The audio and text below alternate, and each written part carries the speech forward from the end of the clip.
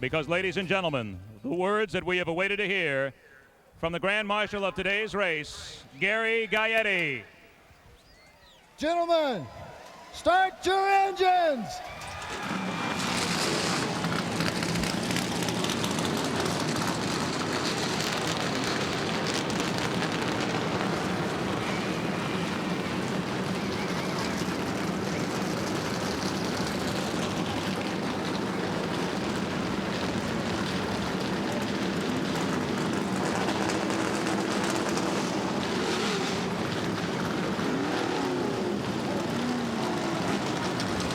Truly appropriate in this, the 50th anniversary of NASCAR. We would see the very first third-generation driver ever crowned a NASCAR Series champion. Today, Little E becomes Big C. He's the champion.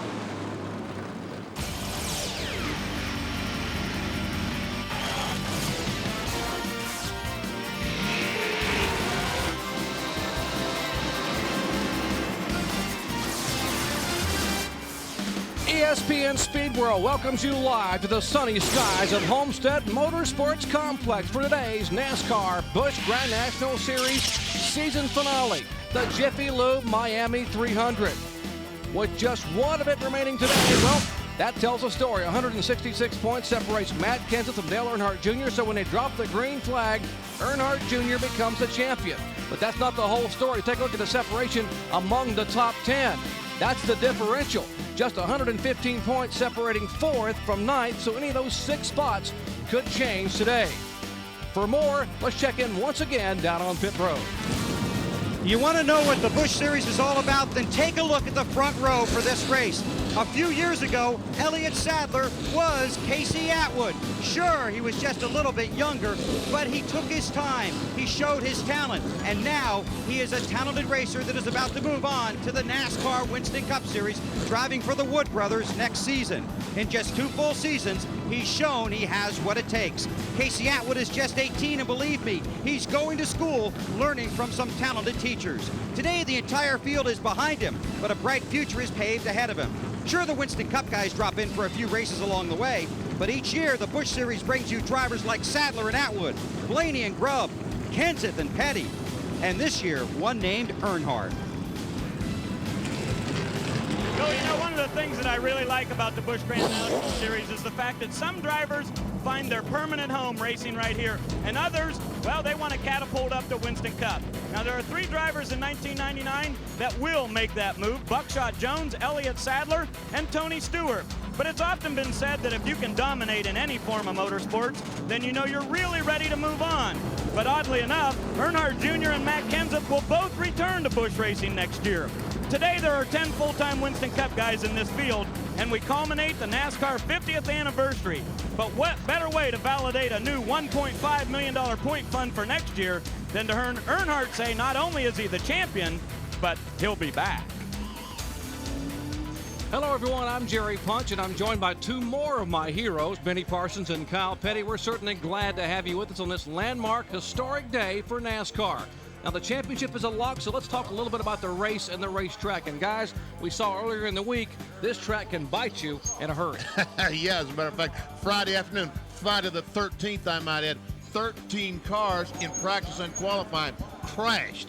So this is a very difficult racetrack out there. Yeah, it is. And for 2 reasons. You had so many crashes, I think, for multiple reasons. One, the racetrack continues to get tighter and tighter up off the corner. These guys go to smaller sway bars. They go to rear bars. They split their rear springs to loosen the car up off. And you got to remember, there were 58 cars here trying to qualify. You're in over your head. And once you get that far at this racetrack, it means trouble. And, Kyle, you understand probably better than anyone else here the word legacy and what history means when you drive a race car. Yeah, you know, it's incredible for the Earnhardt family. You know, Dale was up here talking, and, you know, you could hear the pride in his voice and hear the pride when he spoke of his father and of Dale Jr. And, you know, my grandfather raced, my father races, my son's in this race. This is his 3rd Busch race. And to see that legacy continue year after year and continue that tradition after 50 years of NASCAR racing for our family and Earnhardt's family is incredible. And I think it says a lot for NASCAR and for the sport.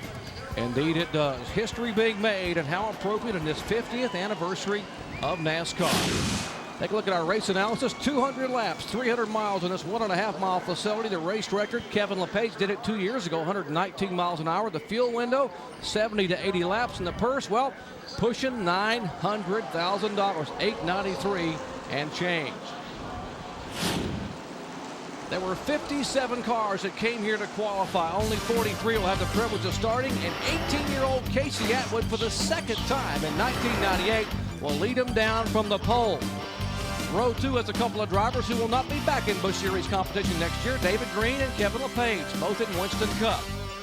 So look at our starting lineup. Dave Blaney making a late charge for Rookie of the Year. Maybe too little, too late.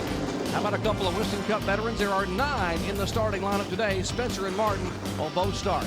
And there's one problem that you see why it's so difficult out this racetrack. Just 6 degrees banking in the corner. Very flat racetrack. The cars go down in the corner. And Kyle, you said your son said once he got in the corner, it actually felt like the corner was debanked. Yeah, they say they run off into these corners so hard. And like I said, there were so many cars here trying to qualify. They kept driving deeper and deeper that it feels like that 6 degrees the opposite direction, like the car just jumps out from under you.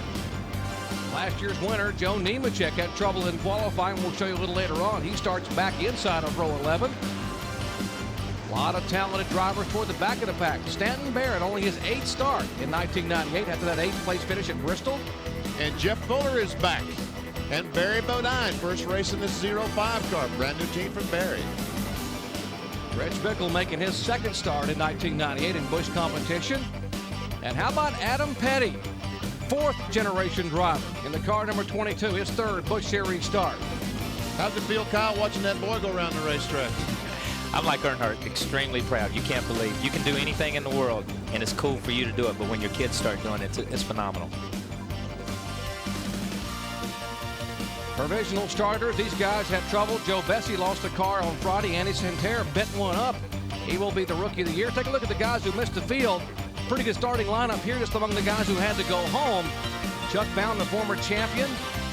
Lyndon Amick, former Dash Series champion. All-Pro Series champion. Freddie Query trying to make his first Busch start. Just how competitive this Busch Grand National Series has become. 57 cars here to qualify for a 43-car starting field. Now we're going to ride along with 6 different cars today, onboard cameras. This is Andy Santerre. He'll be starting back in 43rd spot. Hermie Sadler also has an onboard camera starting at 41st. Matt Kenseth starting in 37th, his first ever provisional start with the Lycos roof cam. Also, Jeff Fuller is back. This is his car, and he is starting 27th today.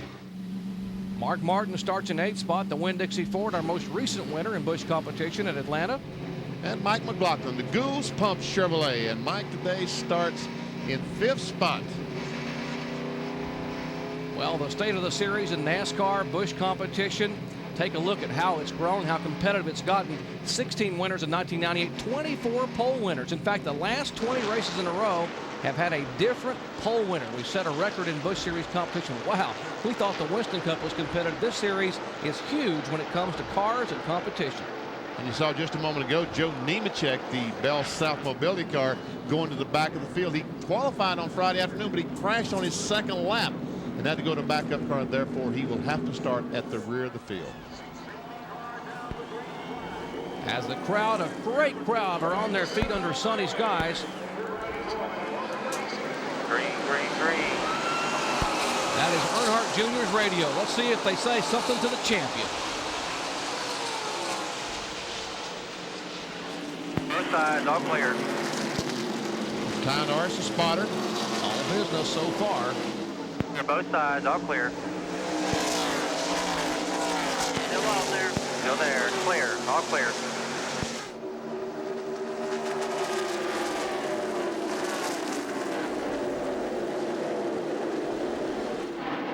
And Shane Hall, the 85 car, directly in front of Dale Earnhardt Jr. and Kenny Schrader right behind him. All clear, all clear. Well, history being made, the first lap in the season finale and the first ever 3rd generation driver to be crowned a NASCAR champion. There is the pit crew. There they are, the 1998 NASCAR Busch Series champion, Tony Eury Sr. and Jr. down there in the pits orchestrating everything. The one title that eluded his famous father was Busch Series champion, and now he can begin to make his move and get serious about racing. Clear. All clear. Still out there. Clear. Obviously, that's not Earnhardt Jr.'s radio there because no one is out there as he comes off the corner right behind Elton Sawyer. See Elliott Sadler, the Phillips 66 car, got the jump on the start from Casey Atwood, has taken the lead and has led the first couple of laps. It is Sadler, Atwood, then LePage in third. David Green is fourth. Mike McLaughlin fifth. Single file down this 2,100-foot back straightaway. Then we've got two abreast. Jimmy Johnson, 43 car, Curb Records car, was the ASA Rookie of the Year. Got a trouble in turn 3. A couple of cars. Dick Trickle is there. And looks to be Phil Parsons in the Duralube car, number 10. Here on lap number 3, that will bring out the first caution flag of the day. I see Trickle's car backed up against the fence. Evidently can't get it started. Phil, I don't see any damage to Phil's car, so. Phil Parsons in the car number 10, the Duralube Chevrolet. 3 runner-up finishes this year. There's the Snyder Trucking Chevy. That looks to be a little more heavily damaged. Left side damage. The car's come to rest against the wall. Just we might can see what happened here a moment ago. We'll see him going down the corner, and Trickle has spun. I guess he made contact. Ooh, and Phil goes along and spins to avoid Trickle. I guess Trickle had made contact with someone in the middle of the backstretch, it looks like, Kyle. Yeah, Trickle spun back here on the racetrack, back here almost on the entrance to pit road. He's turned around backwards and comes straight back across. Phil's got no place to go and gets in the side. Doesn't look like he gets into him too hard, as you could see a minute ago when it came by, but did spin around. But I don't know why Trickle would have been backwards at that point in time in the racetrack. Let's see if we can figure it out here. Oh, here we go. Hermie Sadler's on the inside of Dick Trickle. Trying to get on the inside. Ah. Got a little punt from the Peebles department store car for Hermie Sadler, and that might explain why Dick Trickle tagged the wall.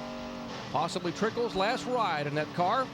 He's going to move on and drive full-time for Kenny Schrader in 1999 and hopefully get the car number 99 back. 3 laps complete. Back in just a moment. Back at Homestead, Florida, the Jiffy Lube Miami 300 in the early laps. We are under caution for the first time today due to contact over in turn 3. As you take a look at this massive crowd, good crowd on hand today, courtesy of the fine folks at Pennzoil and our Pennzoil Copter Cam.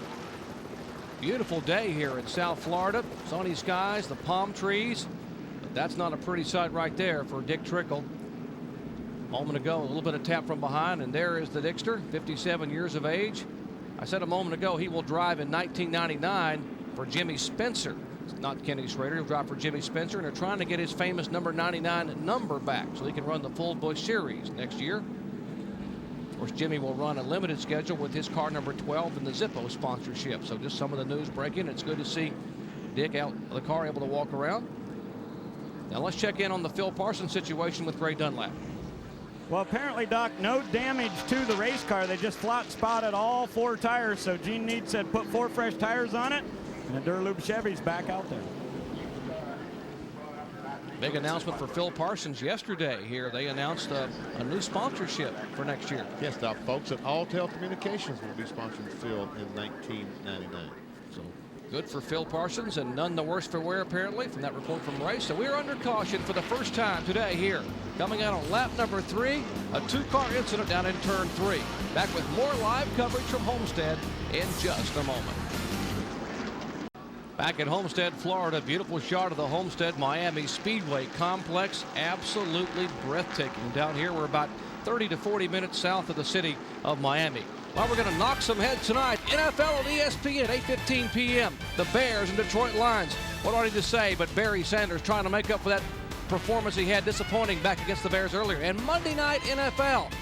The unbeaten Broncos travel to Arrowhead Stadium to take on the Kansas City Chiefs. That is 8 o'clock Eastern time on Monday night. ESPN and ABC, your exclusive networks for primetime NFL football. And here's why we're under caution. It came out on lap number 3. Dick Trickle in the 64 car gets a tap from Hermie Sadler, and Sadler continues on, but we watch Trickle go back across the racetrack, and boom, slam into the fence with the left side of the car. Bill Parsons did a wonderful job just to get enough on the brakes, Kyle, not to T-bone Dick as he came across. Yeah, Phil had no place to go. Dick had no place to go once he was hit. He was just along for the ride until something slowed him down, and he was very fortunate not to be any more serious than it was. Here on lap number 8, a number of cars coming in to top off with fuel. Mike Dillon is there. Todd Bodine going behind the wall in the Slim Jim car. There is Todd. Next year they'll have Phillips 66 on that car to run the full Busch Tour, and there is the Slim Jim crew waiting on him. You can see him almost grabbing the car like it was out of brakes or something. They were trying to whoa it down there. Well, you think get a little better with age, you learn a little bit on the year. Take a look at his wins, the first 15 events versus the last 15. The laps led, the DNFs, the average finish. He just got better and better as the season went on. Well, we keep talking about how much experience it takes. You're going to be coming to the green this time. No passing on the left till we get past start finish. Ty Norris, the spotter, reminding Little E of all the rules. Pace car is off, so. Green, green, green. Carl Simmons waving the green flag on lap number 10 after the caution was out for 6 laps. Jeff Burton drives in that yellow car on the inside. That's Johnny Benson, the blue car on the outside, the 26, as they try to get through the corner side by side. There they are, Sutton almost 3 wide down the backstretch. Burton comes to the inside. There's Robert Presley in the 59 car right behind Johnny Benson as they go underneath the Blaze Alexander car number 20. 4 of the Winston Cup drivers in this field are Jack Roush drivers. 2 of them are driving Fords. 2 of them are driving Chevrolets. They've got drivers everywhere. Boy, almost some contact here a moment ago. And see Mark Martin, that's him in the black Winn-Dixie car on the inside of David Green, the 36 car. Now they'll take off after Jimmy Spencer, another one of those Cup drivers that Kyle Petty was talking about. Got all of them in a row there, don't they, Kyle? Yeah, here's what happened a moment ago coming out of 4. There was some contact. Take a look. And see Spencer, oh my goodness, he got McLaughlin in the side of Mike McLaughlin, and Mike did a great job to save that car. Boy, battle for second spot heating up. Kevin LePage, the veteran in the Channel Lock Chevy, his final ride. It'll be Kerry Earnhardt's ride in 1999 for Doug Taylor. That is the youngster. Casey Atwood in 63 in front of him, the Lysol Chevrolet.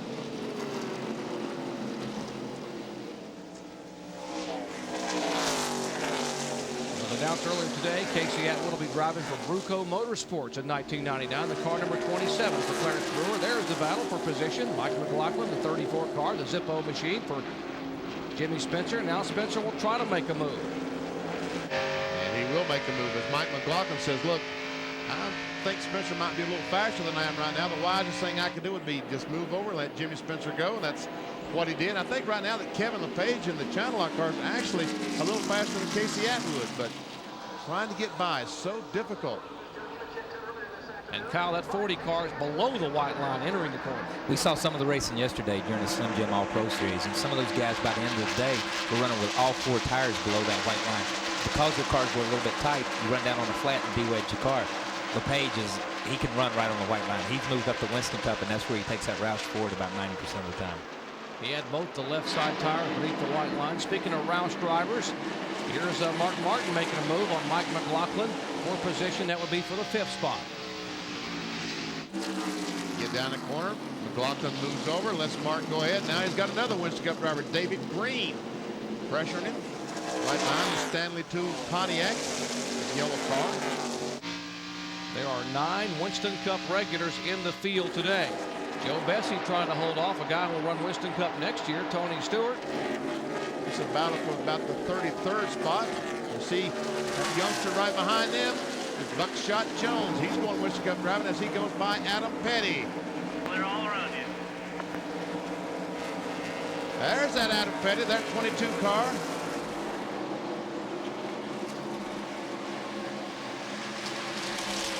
Wouldn't be Petty if it wasn't multicolored, would he, Kyle? Got to be the brightest car out there. Wouldn't be. That's the way my father's car was, and that's the way mine's been lately. Joe Bessie losing some spots. The Power Team car is on the outside. Keep a little snug in the middle, work on the entry. If not, don't worry worry about it. Looking good.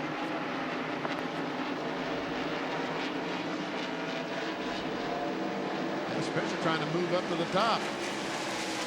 Kevin LePage was being offensive a moment ago. Looks like he's becoming a little defensive right now. Here comes Little E on the inside of Dave Blaney. Takes a spot away. Jason Keller, 57, follows. That is for the 8th position for Dale Earnhardt Jr. Once again, Elliott Sadler is our leader. He's pulled away by about 8 or 10 car lengths. Atwood in 2nd, LePage 3rd, Spencer 4th, 5th is Mark Martin, 6th McLaughlin, 7th is Green, 8th. As you watch this battle for position, the car number 40 trying to make a move. That's for 2nd spot. He's got a bit of a run, and he's going to go on. So Casey Atwood will move back to the 3rd spot, and that's not a real good place to be because you got Spencer and Martin right behind you. Talk about inexperience versus experience. Casey Atwood, just 18 years of age. Just his 13th ever Busch Series start. Ran a couple of years on the short tracks at Nashville Speedway. He's got Jimmy Spencer and Mark Martin in his rearview mirror. About to have him in his windshield here, but as they get ready to make a move and go by, Kyle. Yesterday afternoon, the 2 best cars in practice were the 12 and the 60. The 60 was the best car for a long period of time, but nobody was as fast as the 12 car in the last practice. So these are 2 guys. If Casey's going to learn something, he needs to fall in behind these 2 and watch what these 2 guys do. And you can learn a lot about this place. You see Dale Earnhardt Jr. running in 8th spot, trying to close in on David Green. Let's check in the pits with Bill Weber. Bill? Well, Kyle, you're exactly right about Casey Atwood. In fact, that was his game plan, because when he raced earlier this year, one of the cars he got behind was Mark Martin, and he said it helped him 0.3 of a second a lap.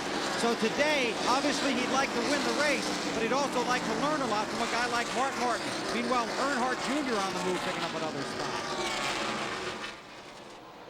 Dale Earnhardt Jr. already crowned a champion, picking them off one by one. And if you just joined us, this is not the car he wanted to race here. A little bit cleaner area, but make sure check all the gauges.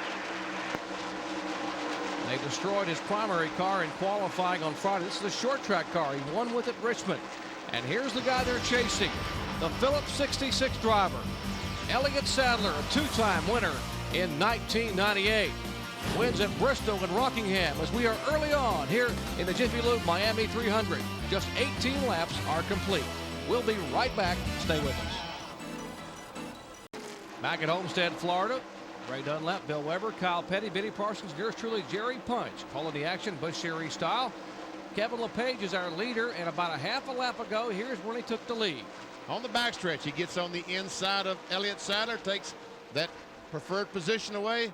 Not much Elliott Sadler can do except back off and watch LePage go to the front. Now we got Mark Martin charging. Got a couple of guys chomping at the bit. Elliott Sadler, but at least is used to seeing these guys as they talking about Jimmy Spencer and Mark Martin back in 3rd and 4th. Because next year Elliott Sadler will drive for the Wood brothers, and oh, we got some trouble. Jimmy Johnson, Curb Records car. Coming around, you come around to the Backs are in the fence. Caution flag is out. Up against the wall. Track on the bottom is clear. Mark Martin backed off, realizing you don't race back to the caution in the Busch Series unless you're trying to get a lap back. 43 car of Jimmy Johnson, the young man of the ASA Rookie of the Year, former USAC driver from the West Coast. And we see, I didn't think maybe there's much damage. Pretty good damage, huh, Kyle? Yeah, pretty good damage here, especially we talked earlier about how flat this racetrack is. You need that spoiler to get you in these corners, and if it's down on that left side, it's not going to be helping you much at all. Mike Curb and Kerry Agajanian, the owners of that car. Jimmy's 3rd start this year. Finished 15th at St. Louis and 25th at IRP, driving a car number 59 owned by Tad Geschecter, subbing for Robert Presley in those 2 events. The young man might have had a little help up there. A lot of close racing on a flat racetrack. He comes around, takes the caution flag, and now he'll try to get his Chevy Monte Carlo on the pit road, see if they can possibly pull some of that sheet metal away. And we see all these cars have driven by pit road and chosen not to pit. Let's see if we can see what happened. There we see the 17 of Matt Kenseth right behind him. Just a little contact. That's all it takes. You almost saved that thing, Kyle. I almost got it, but I'm going to tell you, once these radios get a little bit out of shape, sometimes it's hard to get them back. Mike McLaughlin did a great job a minute ago when we saw that replay, but on hot tires, you got 20 or 30 laps on them. Once it gets out there, it's tough.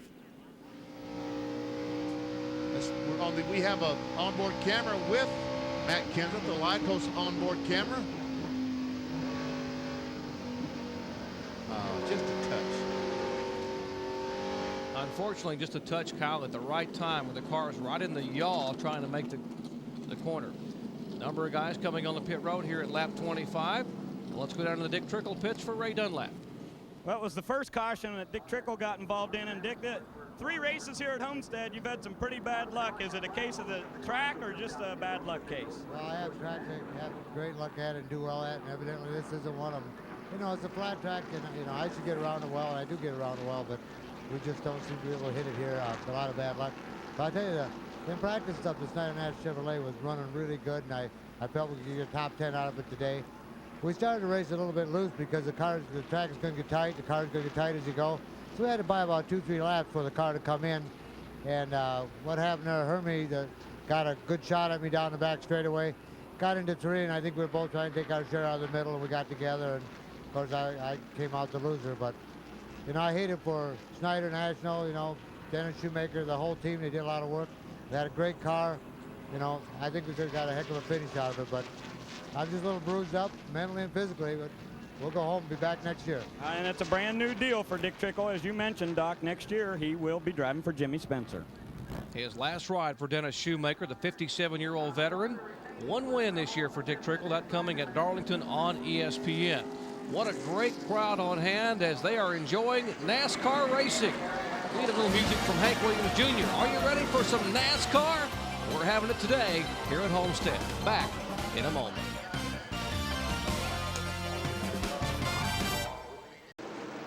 Welcome back to Homestead, Florida. These gorgeous panoramic shots from high above this 1.5-mile facility, courtesy of the fine folks at Pennzoil and our Pennzoil Copter Cam. Well, what a day to be looking down on racing in sunny skies in South Florida. Great crowd on hand as the safety car pulls away, and Kevin LePage will lead them down. Green, green, green.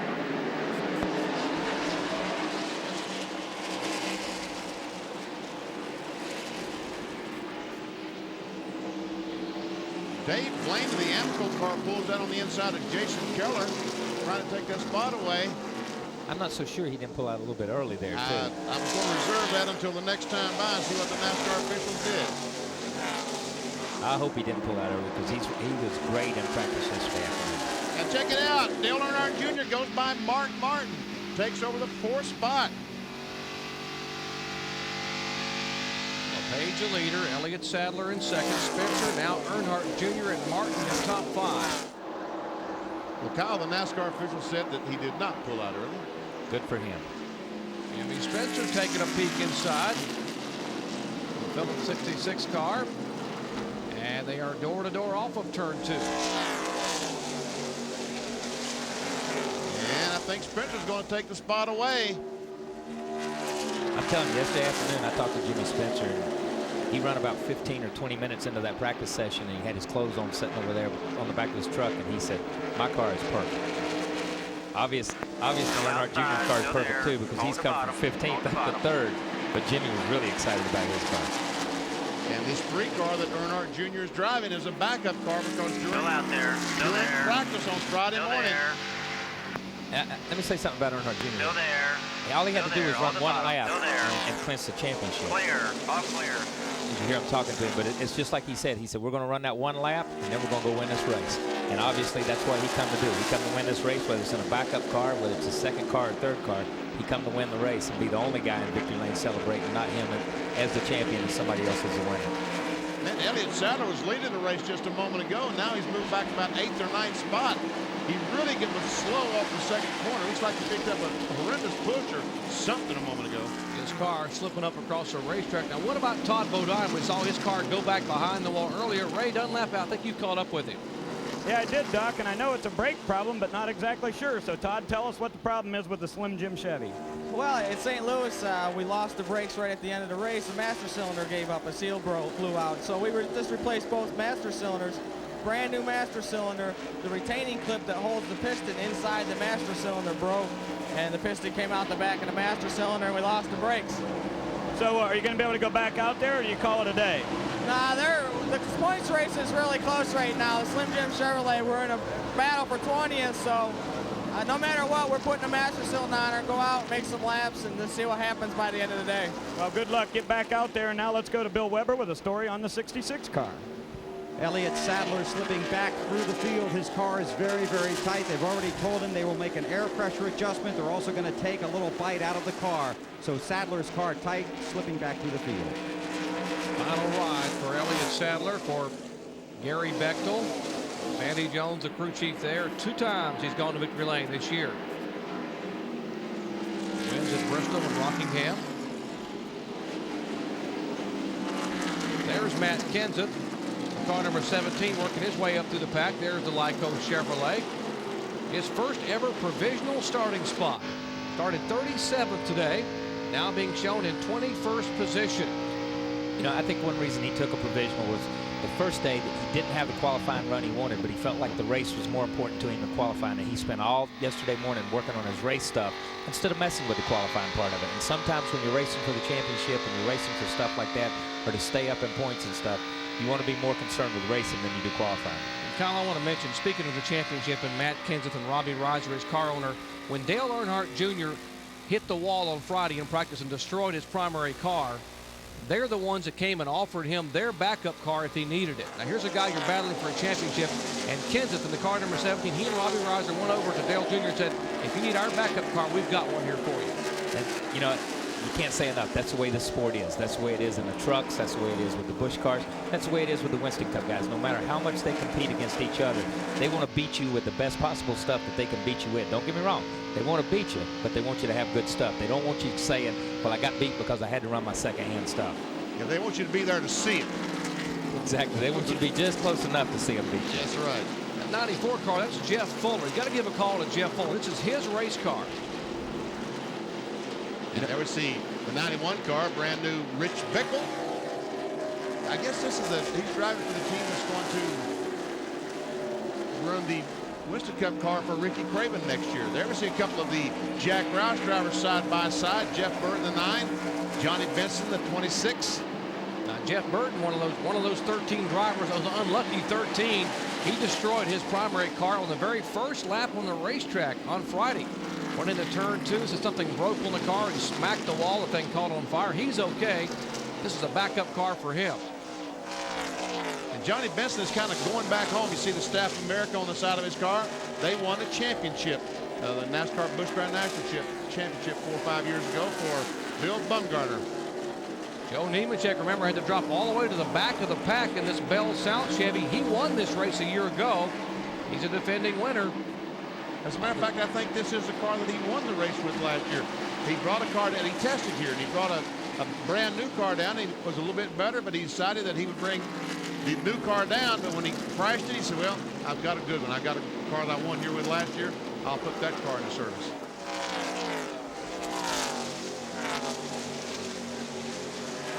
You're wondering, the 26 car that Benson is driving is a base motorsports entry. That's the same team he won the championship with back in 1995. And here's the gap between where they are and the leader, Kevin LePage, the Channel Lock Chevy. Now that's a front 4. Now there's about a 6 or 7 second gap back to the 5th place car, Casey Atwood. I'm kind of impressed with Casey Atwood, 18 years old. He sit on the pole, but still he's only fallen back 3.5 seconds from these Winston Cup drivers. I'm pretty impressed with the talent this young man has. You got to be impressed with him, just what he's done. He started at Nashville in one car. He's been through 2 or 3 different teams this year. Each car he runs in, he's able to take that car, adjust to the people, adjust to the car, and run competitive with it. And, you know, right now he's running competitive with Winston Cup guys. He's right there in the mix with David and with Mark and all that crowd right in there. So, you know, when you can run with those guys, no matter what you're in or what you're doing, then I don't care how old you are. If you're 46 or if you're 18 like he is, it's pretty impressive. Very, very impressive. You saw just a moment ago the Winn-Dixie Ford making a move by the car number 3 of Dale Earnhardt Jr. That is for 3rd position. Well, Kevin LePage setting sail here at Homestead, Florida in the NASCAR Busch Grand National Series season finale. He won this race 2 years ago. Kevin LePage, our leader. Spencer, Martin, Earnhardt Jr., and Atwood in the top 5. 39 of 200 are complete. Welcome back to our Jiffy Lube Miami 300 coverage, the NASCAR Busch Series season finale. There's first, second, and third. LePage, Spencer, and Martin. Getting a little dicey there. And he just moves on the inside of Spencer, takes that second spot away. Here goes Nemechek looking to the inside and saying see you to Johnny Benson. That is for position. That would be the 16th spot. You see Nemechek's record here. Not bad. 3rd, 5th, and 1st. I'd take that. Take that anywhere. I'm going to tell you something that I was just getting ready to say a minute ago before we went to break. This place is just like New Hampshire. Track position is really important. And if you can get up front, you can stay up front most of the time if you've got a pretty decent car. These guys that are coming through the pack like Dale Jr., Nemechek, they're strong. Once they get that track position and get up there, they're going to be somebody that they're going to have to contend with before the day's over.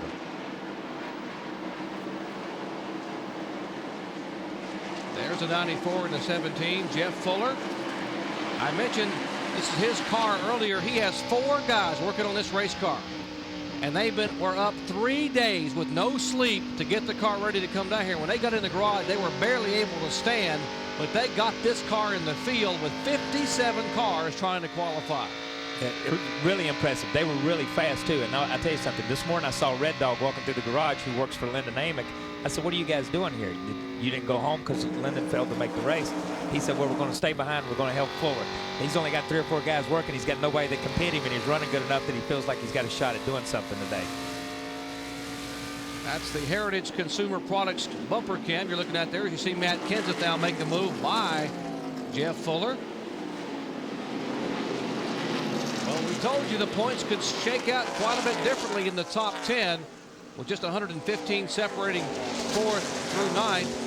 And Elliott Sadler has moved up. Randy LaJoie has moved up a spot. Obviously, that means somebody has lost some spots. Elton Sawyer made a pit stop on that last caution flag. And we talk about positions. Look, just making that pit stop has cost him 2 points positions. But now, the guys in front of him, sooner or later, have got to pit as well.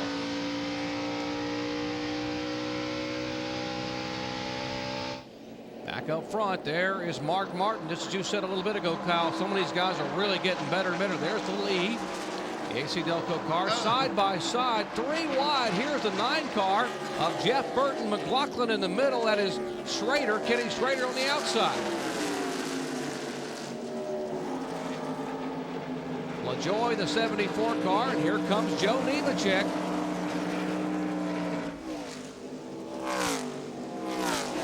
Those 6 cars are battling for positions, 12th on back. Nemechek is taking a look on the inside of LaJoie. He's got position, takes the spot away. So he moves up to 14th.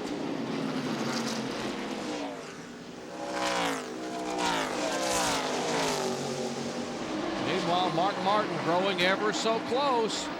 Just got a good run off the corner there. Kyle, that was something kind of impressive, wasn't it? Yeah, that's really impressive at this point in time on this with these tires with that many laps on. Like I said, yesterday Mark made a 35 or 40 lap run at the end of practice. He was running 37.20s, 37.30s right there. He was the fastest car here by 2 or 3 tenths on old tires. And that's what I said. Spencer was fast on new tires, Mark's fast on old tires, and it's showing right now. A pair of Jack Roush teammates separated by 1 car length after 48 laps. Here at Homestead, what a battle up front. Kevin LePage in the Chevy. The Winn-Dixie Ford looking to the inside, and Mark has to back a little bit. I can't quite get it to stick. Kevin LePage is having some trouble right in the middle of 3 and 4. He's not able to turn that car, get back on the accelerator the way he'd like to, and that's where Mark is really making that great run on him. Casey Atwood having a car, maybe 2 cars go by. Jason Keller going by. There's Elliott Sadler. They move by the positions and shuffle Atwood back to 8th spot.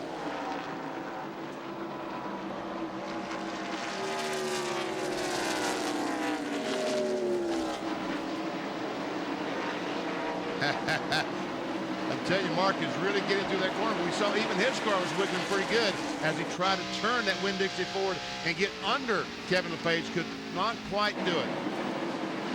All right, here's Jeff Burton trying to make a move on Shane Hall. That would be for the 11th spot, and Burton slips beneath him. Right now, Jeff Burton is 10 seconds behind the leader, Kevin LePage. And a reminder, Jeff Burton, one of those guys who also lost a car. Here goes Earnhardt Jr. for position. That's Spencer. No there. Clear. All clear. Ty Norris, his spotter, telling him that Jimmy Spencer's car is clear. He can pull back up in line. Well, Martin about a half a car length back. Little E coming in a hurry back in third spot. And LePage slips a little. That may be the opening Mark Martin needed. Got a great run off 2 down the backstretch. He's got position. He'll take that spot. There's nothing Kevin LePage can do. On lap 51. Mark Martin takes the lead, and now Earnhardt Jr. says, I'll get a shot at Kevin LePage. Let's see if I can set him up like you did, Mark, entering turn 1. And indeed he does. Clear. All clear. Kevin LePage not being able to keep that car down on the bottom of the racetrack, and he has lost 2 spots in about 3/4 of a lap.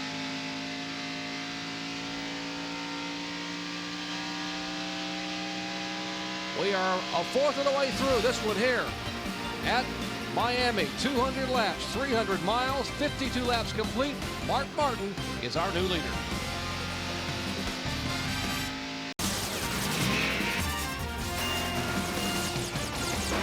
Speed World coverage covering the Busch Grand National Series finale, and Little E getting a little racy now as he takes the lead officially down by the start-finish line on lap 56. To the delight of about 30,000 of these 45,000 that are in attendance today. Well, we saw Jeff Gordon win a championship and race to victory in the season finale in Winston Cup, and now Little E trying to do the same thing in Busch, but one guy not having a whole lot of luck right now, Kyle. No, evidently he's either lost a cylinder. Nemechek's either lost a cylinder or ignition or something, but something's definitely amiss. All right, let's check in the Nemechek pits with Ray Dunlap. Ray, what's the problem? Well, Doc, Kyle was exactly right. They have lost a cylinder on the Bell South Chevy, and what a disappointing day for Joe Nemechek. What an emotional win it was a year ago when he won here at Homestead, but it looks like they are not going to win today, down 1 cylinder. Bill Weber. Well, absolutely right about the emotion with the Nemechek family in this track as Joe hits pit road. Before the race, he passed along word he'd like to say hello to his dad, Joe Sr., who's watching at home. It was just too emotional for him to come to this racetrack. For those of you that don't know, Joe's best friend, his brother, was killed during a truck race here.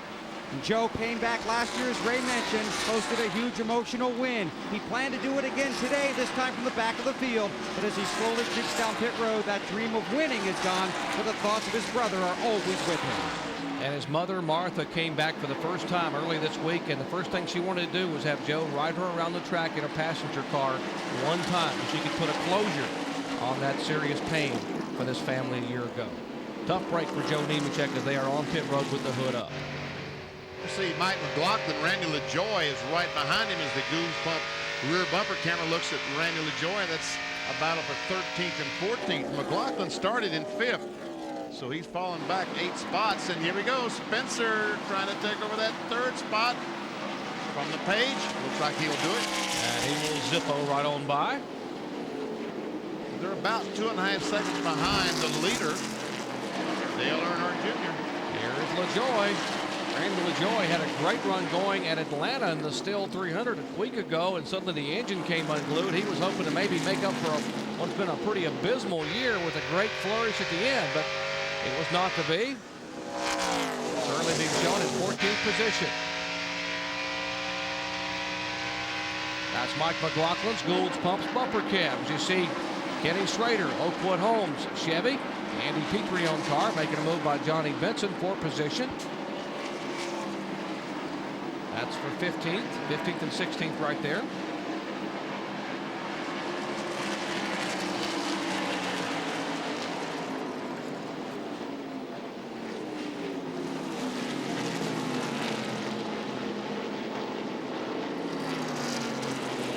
Mike McLaughlin in the car number 34 there, last year's most popular driver.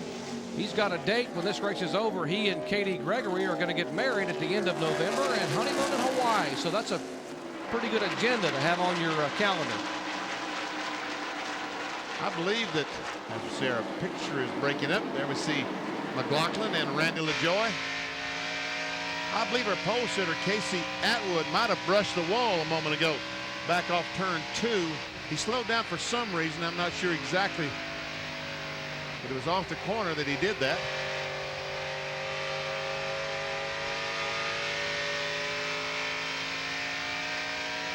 Now these guys are really playing with that throttle in the middle of the corner. They're just not able to get in the corner and wait back in the accelerator. They got to up and down, up and down. Yeah, you got some of these guys up front have got 60 laps on these tires right now.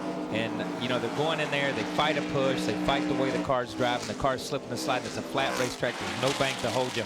So the throttle ends up becoming what you drive the car with more so than the steering wheel a lot of times. So the guys that can wade back into it and get back into it a little bit quicker are the guys like Burton here who are going to the front and who are making moves late in a run. Boy, Jeff Burton in the car number 9 from 23rd starting spot. He just took over the 8th position, won by Dave Blaney. I tell you, Blaney may have lost a spot, but I've been pretty impressed with him in the last few events of the year. He's come a long way. If you look at the track gear Ford for Jeff Burton. And who are they chasing? Well, one of the guys they've been chasing most of the year. 7 wins to his credit, and now a Busch Series championship. That guy right there, 24-year-old Dale Earnhardt Jr.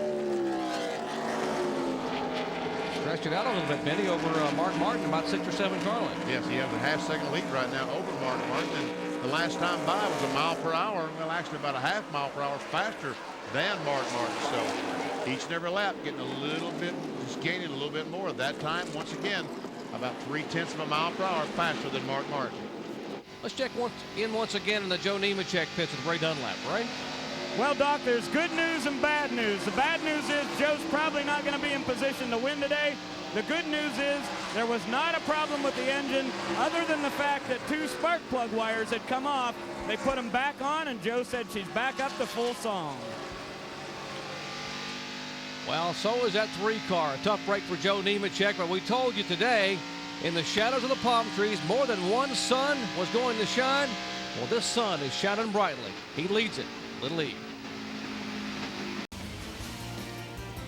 ESPN Speed World coverage. Well, we bring you another season of winter heat, racing from the Southwest to keep your motors running during the winter months. The first 3 Sundays in December and January, NASCAR Southwest Tour late models and Winston West will be the featured series. Things get rocking and rolling December 6th at 3 Eastern from Tucson Raceway Park. Winter heat on the Deuce. Look forward each year to going back to Tucson and doing that winter heat. Fine shots by our fine folks at Pennzoil Copter Cam. No. And our leader is car number 3, Dale Earnhardt Jr.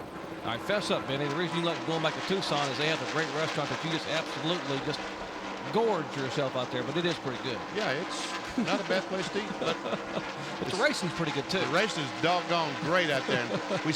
And we see Earnhardt Jr. go by Robert Presta that time. He caught Presta at the right place going in the corner. Mark caught him in the middle of the corner. Look how much advantage he gained, about 5 or 6 car lengths by just where he caught the lap car. Yeah, even though this is a big racetrack, it drives like a short track. If you catch somebody in the wrong place on the racetrack, it kills your whole lap time. You got to catch them on the straightaways. Passing on the straightaways like this is the way to pass people. Adam Petty back in 33rd position. About to go a lap down as the leaders flash by. Here's the 12 car in 3rd position. He won at Las Vegas earlier in the year, talking about Jimmy Spencer, but he sold that car. That's the car actually that Shane Hall is driving today. Spencer started back in 7th, moved up 4 positions. As I said, he will run a limited schedule in 1999. Let's go down to Ray Dunlap. Well, Glenn Allen is in the Luxair Monte Carlo. We expected most of these drivers to be able to go 80 laps before they came into pit, but this may be somewhat of a strategy move. Now, they pulled a half of rubber out of the right front. They're going to make an adjustment on the rear of the car, 4 tires and gas, and I don't believe it'll be long before we see Jimmy Spencer on his way in. His crew is getting ready. Well, Kyle, this would be strategy, because if you can make it 80 laps, that's 2 pit stops, and if you can short pit, you got a shot to be out front when everyone else comes in. Yeah, definitely so. And some of these guys that they're lapping right now, they're at the tail, like Robert Presley and some of these guys, Adam and some of that crowd, they pitted early. So they're going to be able to run another 20 or 30 laps, even when these guys, so they'll get back in the lead lap. But you just saw Glenn Allen make a spring change as far as pulling rubbers out. That kills you on a green flag stop. I mean, it absolutely kills you on a green flag stop. You want to do everything you can. So when you see people start doing things like that on green flag stops, then their cars are really driving bad. That 50 car, the Dr. Pepper car, is being driven today by Stanton Barrett. And Ed Barrier makes the pit stop, comes to a stop, brings the Lear Ford to a stop. Jack is under the car. There's Jimmy Means cleaning the windshield, longtime Winston Cup competitor, now crew chief of the Lear machine for Ed Barrier, who won earlier this year at Hickory. They make a significant change in the right window. They make an adjustment on the chassis. Now left side tires going on. His Ford Taurus. Not a bad pit stop for a Busch Grand National crew. Pretty doggone good stop, as a matter of fact, about 24.5 seconds.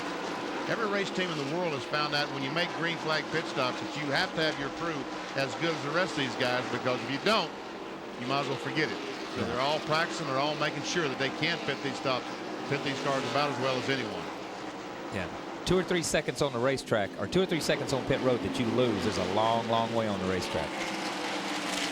Boy, Jeff Burton still picking them off one by one. Next victim on his list looks to be the Stanley Chevrolet for David Green.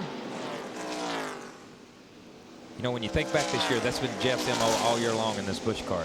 Very few times has he really been able to stick it up front and qualify. He's always been 18th or 19th or somewhere like that. So as soon as they drop the flag, by the time they get to the first round of pit stops, he's worked his way into the top 10 and then the top 5, and he's right there for contention or for the win at the end. Matt Kenseth, the 17 car, second in the Busch Series, NASCAR Busch Series points, gets by Randy LaJoie, takes over the 13th spot. And just a reminder, Kenseth started 37th and is now in 13th. And the 40 car of Kevin LePage had reported earlier that he thought the car was tight 1 and 2 and loose in 3 and 4, but he is now off the pace down the backstretch. So a tough break for the Channel Lock Chevrolet, the Doug Taylor Motorsports machine. After qualifying 4th and leading early, they are slowing on the apron, and he will head to pit road. You don't reckon he's out of gas, do you? I don't. They're right in that pit window. That's a good question, Benny, because some of these guys are coming in. Some of these guys have run up front. Some of these guys have used everything they got. The 63, Casey Atwood's coming in right now. 94 is leaving. You know, it may be a situation where he's run out just a little short.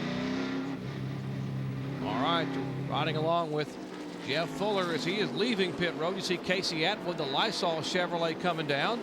There is Casey, headed down to the Hubert and Jeff Hensley crew, where Ray Dunlap is standing by. Ray? Well, Doc, I just asked Jeff Hensley a minute ago if Casey had indeed made contact with the wall. He said, I don't think so, at least if he did. He didn't tell me. They will put 4 tires and gas in the Lysol car. Of course, Casey will have a different ride next year, and Lysol will also be going to a different team, as Elton Sawyer will have that sponsorship. 4 tires and gas for the pole sitter. He said the car was very, very loose, so they're hoping to tighten him up. Now let's go to Bill Weber and check in on the 40 car. Well, Kevin LePage coasted down pit road. He was not running out of fuel. He's got right side tires. They're putting the fuel in.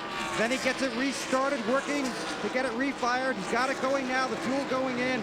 So Kevin LePage loses a lot of track position, running out of fuel and having to coast all the way around this track and to his pit stall. Now he's away. My heavens, they had calculated they could go 78 to 82 laps in that range fairly comfortably, and he runs out of fuel on lap 74, so they run out about 6 laps early. Jason Keller, the 57 car, coming down pit road. There's Tim Fedor. As you see, the leaders have yet to make an entry into the pits. Got to wonder if they're going to think about some of these guys coming in early, awfully close on gas. Earnhardt Jr., the leader. There's the Winn-Dixie roof cam for Mark Martin back in 2nd position. Here we see Dave Blaney coming in the pits, the Amoco Ultimate Pontiac car, Bill Davis. Yeah, you think when you're up front, you see these guys, all these guys pitting, you sure do become nervous, especially at a race track like Miami Homestead. because you run out down the front stretch just like Kevin LePage, just an eternity getting back to pit road. It's a long, long way around this racetrack, but you got to keep in mind too, the two guys running up front are the champions, and the champion is running up front right now, and one of the best drivers on fuel mileage there is, Mark Martin, on conservative stuff. And we've heard him run. He's not getting on the gas until it's straight. These guys know what their fuel mileage is. They're not guessing. There's Gil Martin and the crew now pitting the Dave Blaney car, 1995 World of Outlaw champion. 2 6th place finishes this year coming at St. Louis and Dover. Here comes the car number 4 of Purvis. There is Matt Kenseth trying to get on the brakes at 45 miles an hour right behind him. Almost lost control of the car. There's LaJoie, the 74 car. It is lap 80. This is where they were all scheduled to come in. Kenseth's car in to the attention of Risers Raiders, and the 4 car headed toward you, Bill Weber. And Jeff Purvis pits, and Ray Dunlap found out this morning this will be the last race for Jeff Purvis in this car. Randy LaJoie is also on pit road. Last race in that car for LaJoie. Both these guys will be moving on, and now they prepare also for Dale Earnhardt Jr. to come down pit road. The 66 may be out of fuel. These pit stops fairly routine so far. Left side's going on to Purvis's car, and on the 74 of LaJoie. Waiting for the tires to be fastened on. He's away. Now waiting for LaJoie to take off, and the 3 bunch is on the wall. The 60 now also coming down pit road. That would be Mark Martin. And he has a long way to come. The 3 and the 60 are all the way past the start-finish line on a very long pit road here at Homestead. Now they call it pulling a Gordon. That's winning the race where you finally get to claim the championship. That's exactly the goal of the 3 bunch. They have handed out the cigars in the 3 pit, but they have not lit them yet. And Mark Martin slides into his pit. He's about 4 pit stalls in front of Dale Earnhardt Jr. Junior's car has been a little tight, making an air pressure adjustment to try and improve that. Right side tires are already on. They come around to the left side, working on the right side of the Winn-Dixie Ford. Again, Mark Martin will have surgery after this race to repair that back problem that has followed him throughout most of the year. Earnhardt Jr. has his 4 tires. He's on his way, still working on the 60, waiting on the lug nuts on the right side, still waiting. Now they're having trouble, and finally Mark Martin is away. Earnhardt Jr. picks up some valuable track position. The 12 off of pit road, as is the 9 of Jeff Burton. Here's Ray Dunlap. Well, Bill, down on this end, the 12 car of Jimmy Spencer came in. He's got a good race car. This car finished 3rd at Richmond. They made a track bar adjustment. They're going to try to make the car just a little bit better. He was about 5 seconds behind the leaders. One other car that had a bad pit stop, though, was the 17 of Matt Kenseth. After they made the tire change, Kenseth could not get the car refired, and they lost a lot of time on pit road. All right, the first scheduled round of pit stops being completed. Great coverage down there, Ray and Bill. And how about that? Yeah, there's some Little E fans. Dale Earnhardt Jr. He is the champion, and he has been a leader for much of the day. Back in a moment. And we welcome you back to Homestead, Florida for our coverage of the NASCAR Busch Series season finale. The 00 car, Roy Buckshot Jones. His final run as a Busch Series regular, being shown as our leader. One of a number of guys headed to the big leagues. NASCAR's Winston Cup Series for 1999. Earnhardt Jr. will run that car number 8, that famous family number for Ralph and Dale when they began, a limited schedule. Tony Stewart, Buckshot Jones, Elliott Sadler. Sadler going with the Wood brothers, Buckshot with his own team. Tony Stewart, of course, with Joe Gibbs Racing. And Buckshot Jones, this Alka-Seltzer car, stopped on lap 26. On the inside, 1 car. As Jason Keller goes by, Jason Keller would be the first car Good and smooth. a lap down. Now he's been able to get by Buckshot, get himself back in the lead lap because Jason has pitted. By the way, this 00 next year will be driven by Larry Pearson with Cheez-It sponsorship. We saw a loose tire roll across pit road a moment ago when we were in break on the Mike McLaughlin's car. So big guy and the crew now being invoked a stop-and-go penalty. And Earnhardt, something's wrong. Looks like the engine is going south on the car. We see the smoke down there in turn 1. A plume of smoke for Dale Earnhardt Jr. out of the AC Delco Chevrolet. And wow. He picked up the championship when it rolled past the green flag. Make sure it ain't a oil line or something.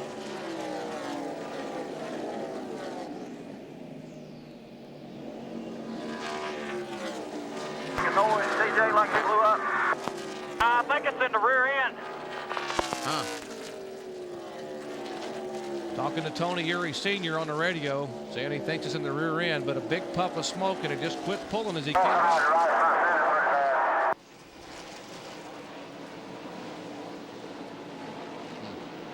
Tough break. Sure had a fast race car this evening, that number 3 AC Delco car.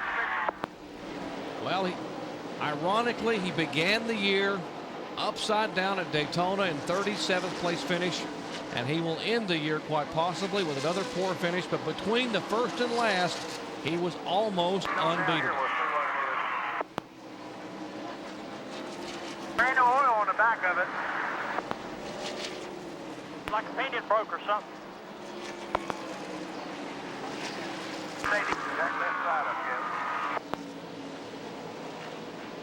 Talking about the pinion gear and the rear end may have broken. They're looking for oil on the back of the car. Didn't see any oil. I want you to notice that from the time the thing broke until he stopped in his pits, he's evaluated it and tried to tell them what it is and talked about fixing it to get back out there. Even though he's won the championship, he's not give up on this day. No quit in that guy. Let's check in with Bill. No fluid. Yeah, he's a lot more than a driver. He's a very good thinker. These guys underneath the car, Steve Meal, Tony Urey Sr. down there looking underneath the rear end. The NASCAR official wants him to put a jack under there before they get underneath. That's a safety measure. Now the hood will go up. Earnhardt sits patiently in the car. I can assure you he is not thinking for one moment about the championship. He's concerned about getting this car fixed and possibly getting it back out on the track. He's a true racer. He's not a champion until the event's over. You know as much about this as we do. You've heard them talking. They continue to look underneath the car and underneath the hood. Side of the block. Right side up. All right, let's see if we can see what may have happened. Looking from Mark Martin's view from the in-car camera, from the roof cam of the Winn-Dixie, way ahead. Yeah, we see all the smoke up there, and it was a tremendous amount of smoke. It's hard to imagine a pinion gear causing all that smoke if it were to break. Yeah, you see he got down on the apron and got way out of the groove, but it's like it instantly blew smoke, and then it kind of quit when he cut it off, and I think that's why originally he thought it was an oil line. Said it broke a rod or something. All right. And broke the block. Interview, champ. Go be interviewed, champion. Well, only 2 DNFs prior to the day at Daytona and Talladega. His third DNF of the 1998 season, but hey, he does care, but he is also a champion. At 24 years of age, they say he's a kid outside of the car, and he does the things that a kid would do. Sometimes you wonder if he's 15 or he's 24. But inside that race car, he is an imitator of the Intimidator.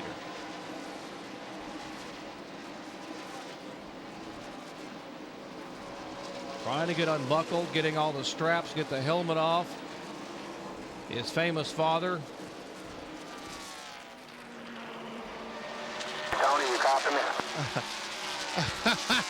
There's a champion saluting the crowd. This crowd here at Homestead loving it. They're on their feet cheering on the roof of the race car. I have never seen anything like that before, Kyle. Have you? Hey, it doesn't make any difference. There may be a race going on, but I'm telling you, everybody sitting on the front stretch is watching that 3 car right now. Let's go down to Bill. Well, Dale Earnhardt Jr. has come victoriously back to his pit, and now he's going to walk with his crew along pit road, and we're going to bring him back here for just a second and get on the other side of the wall where it's a lot safer. There's Ron Hornaday, who won a truck championship just last weekend, and now with a Coke and a smile. Congratulations, champ. Yeah, looked like we was gonna get number 8 today, but whole motor blew up. We're still happy, you know, we're champions, and we worked hard for this, and real proud of my team, man. They worked real hard. Hunter Engines, he didn't, you know, we blew it up today, but he built us some great motor this year, and that's why we won this championship. Those fans were watching you, not watching the race. You gave them a show there on pit road, didn't you? Yeah, we ain't gonna go out like that. We're gonna go out with a smile and a Coke. You know you have a lot of fans over there. That's quite a tribute to you, the way they were watching you here today. Well, me and Mark were having a good race and passing each other back and forth. Yeah, it was a lot of fun. Congratulations. We'll talk to you later. Way to go. All right, Dale Earnhardt Jr. The first third-generation driver in NASCAR history to be crowned as a series champion. Little E becomes the Big C. He's the 1998 Busch Series champion, although he has an early end here today. Back with more live racing in a moment. Back at Homestead, the leader, Buckshot Jones, is making a pit stop a moment ago on pit road, and I had to chuckle because they dropped the car off the jack, and Ricky Pearson, the crew chief, says, go hard, go hard, go hard. Now, watch your speed. So you go hard from 0 to 45 miles an hour, and then you have to putt down pit road at 45. Still up there, just get her blended in. Clear behind the 17. Clear. So Buckshot Jones, they changed 4 tires. Leader for for 44, he's 2 cars ahead of you. And there you see the leader right now. Buckshot Jones is in fact a lap down to the leader, Tony Stewart. The 44 car has to pit. Yeah, they pitted very, very early. That's the shell car for Tony Stewart. From 40th to 1st, he is yet to come on pit road, making his final Busch Series appearance as a regular. Second place car, Mike Dillon in the 72 car. They have yet to come on pit road. And Mark Martin just crossed the line. Mike Dillon and Mark Martin are about 20 seconds behind the leader, Tony Stewart. So the Shell Pontiac has been running pretty good while he's out there.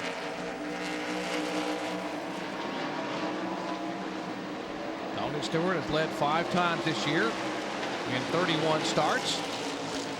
5 top 5 finishes.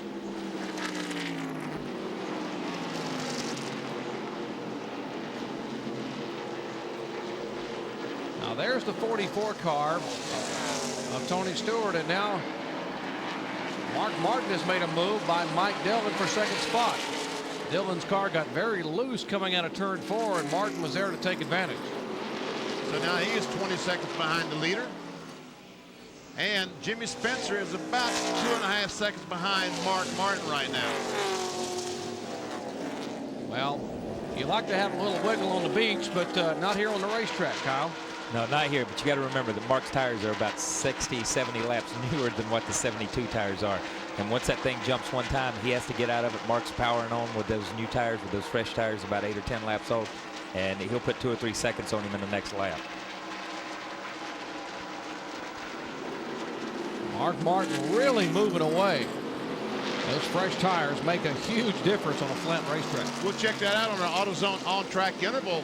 And we're checking Tony Stewart and Mark Martin. And tried to take notes on whether the second day was faster qualifying than the first day. These guys are taking better notes than me because they're out there on the racetrack. But I want to know whether the racetrack was faster the second day, whether it slowed down. Just little things that when we come back next year that we're not going to know, and these Busch guys will know. And you'll see a lot of stuff go on next year when we're on one end of the racetrack and the Busch guys are on the other. There'll be a lot of running back and forth asking people questions. Well, we're hearing that Tony Stewart may be getting ready for a pit stop.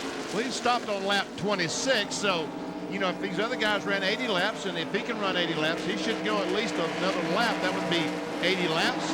And then we'll have to start thinking about watching Tony Stewart make a pit stop. That would make it lap 106, so we'll see when Bryant Frazier will call his young driver in. Tony Stewart, a 2-time pole winner this year. Just think, Jerry, if he can run to say 110, 112, he can probably make it on one more stop. Oh yeah, so they're going to try to stretch this as much as they possibly can. Once again, he rides by pit. I think that right now they're planning on trying to make it on one more stop. You know, and if it goes green, that's a great strategy, and it has so far. If they can go that far, then he'll be in the same position 100 laps down the road, leading the race by 15, 20 seconds like this when they drop the checkered flag. Tony's best finishes this year, second twice at Rockingham and Loudon. In fact, he was the second place finisher to Matt Kenseth when he got his initial win back in the spring of the year at Rockingham. Little wall contact a moment ago by the Turbine Solutions car. Rich Bickle, right side. You see the sparks from beneath his car. As something is broken, is dragging. I don't know if a tire is flat or not. And we'll see Mark Martin go by Tony Stewart once again.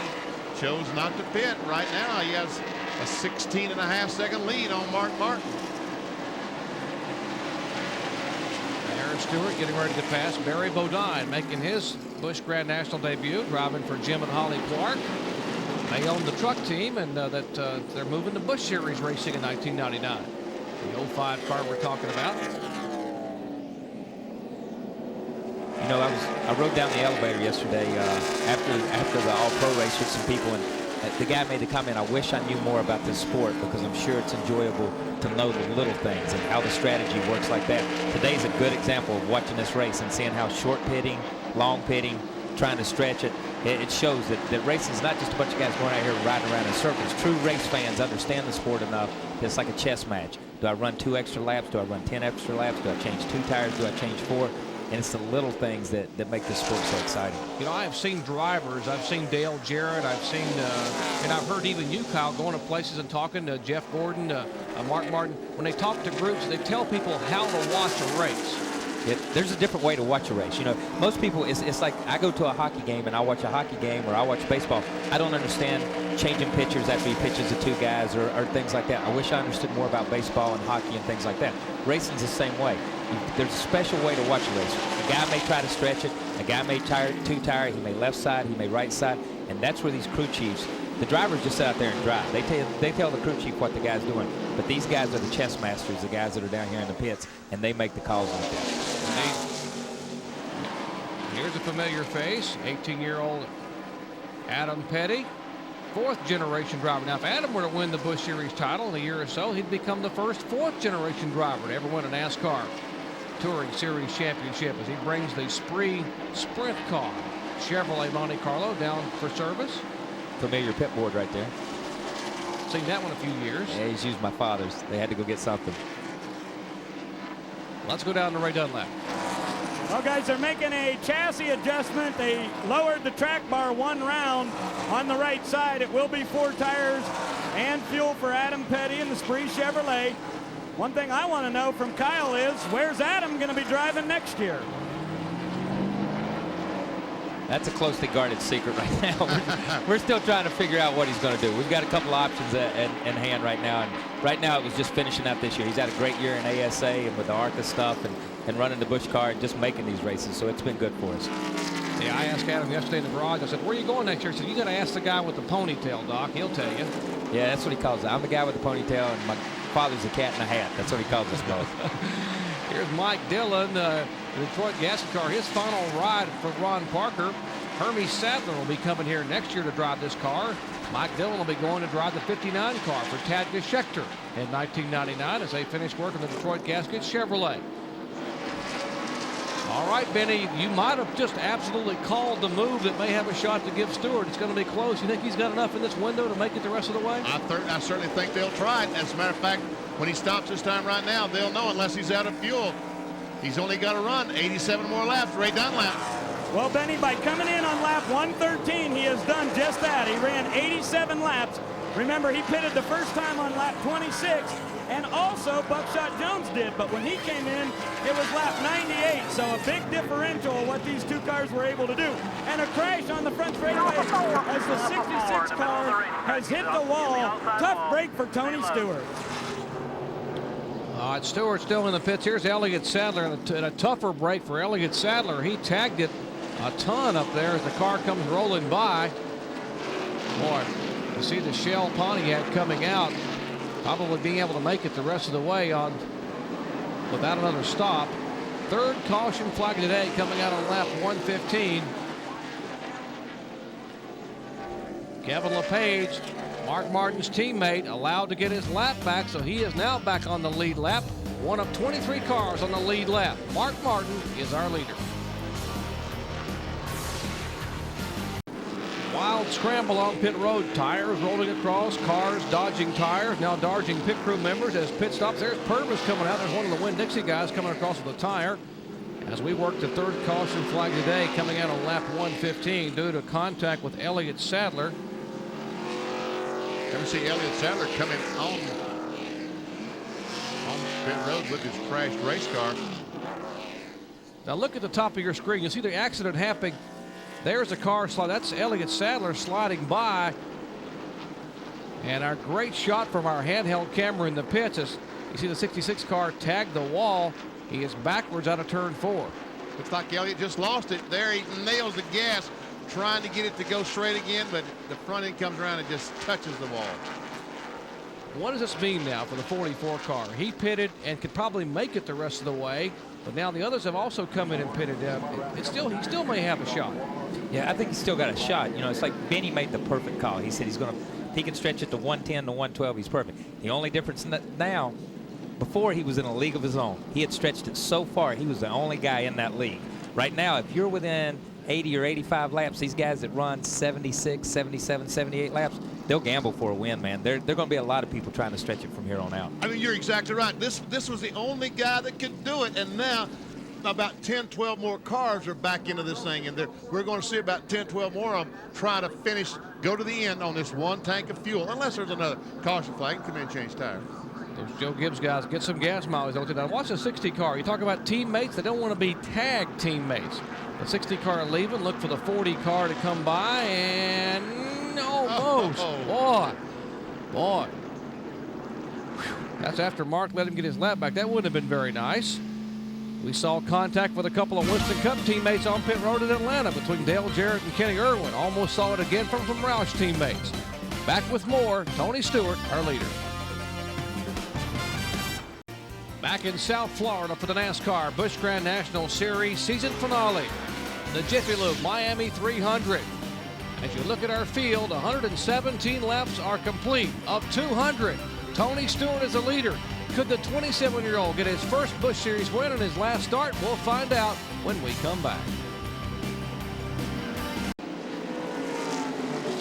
Restart lap 120. That caution flag out for 5 laps. Caution number 3. One car very, very high. That's the 83 of Kevin Grubb, the Link Belt Chevrolet, up out of the groove. That's his brother Wayne Grubb. Wayne Grubb. Like I said, that's Kevin's older brother Wayne. Thank you, Benny. Wayne is 22 years old. And there are the guys that are chasing up front.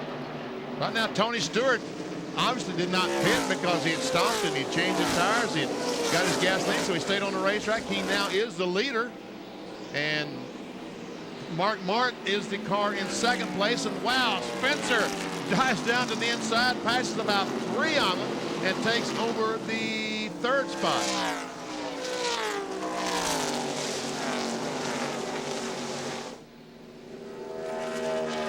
There's a look at the Zippo Chevrolet for Jimmy Spencer.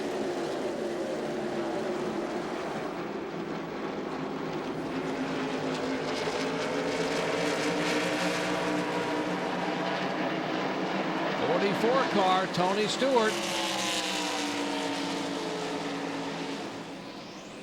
Stewart bobbing and weaving back and forth behind Joe Nemechek.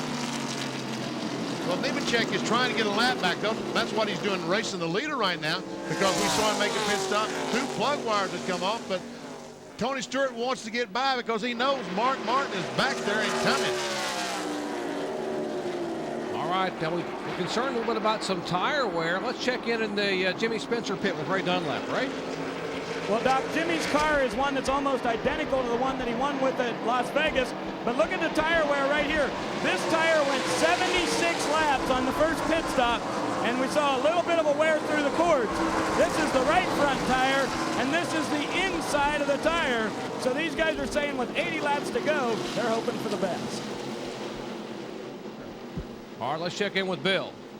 Okay, guys, well, nobody is more disappointed about Kevin LePage running out of gas earlier in this race than Mike Hutton, who is his catch can man.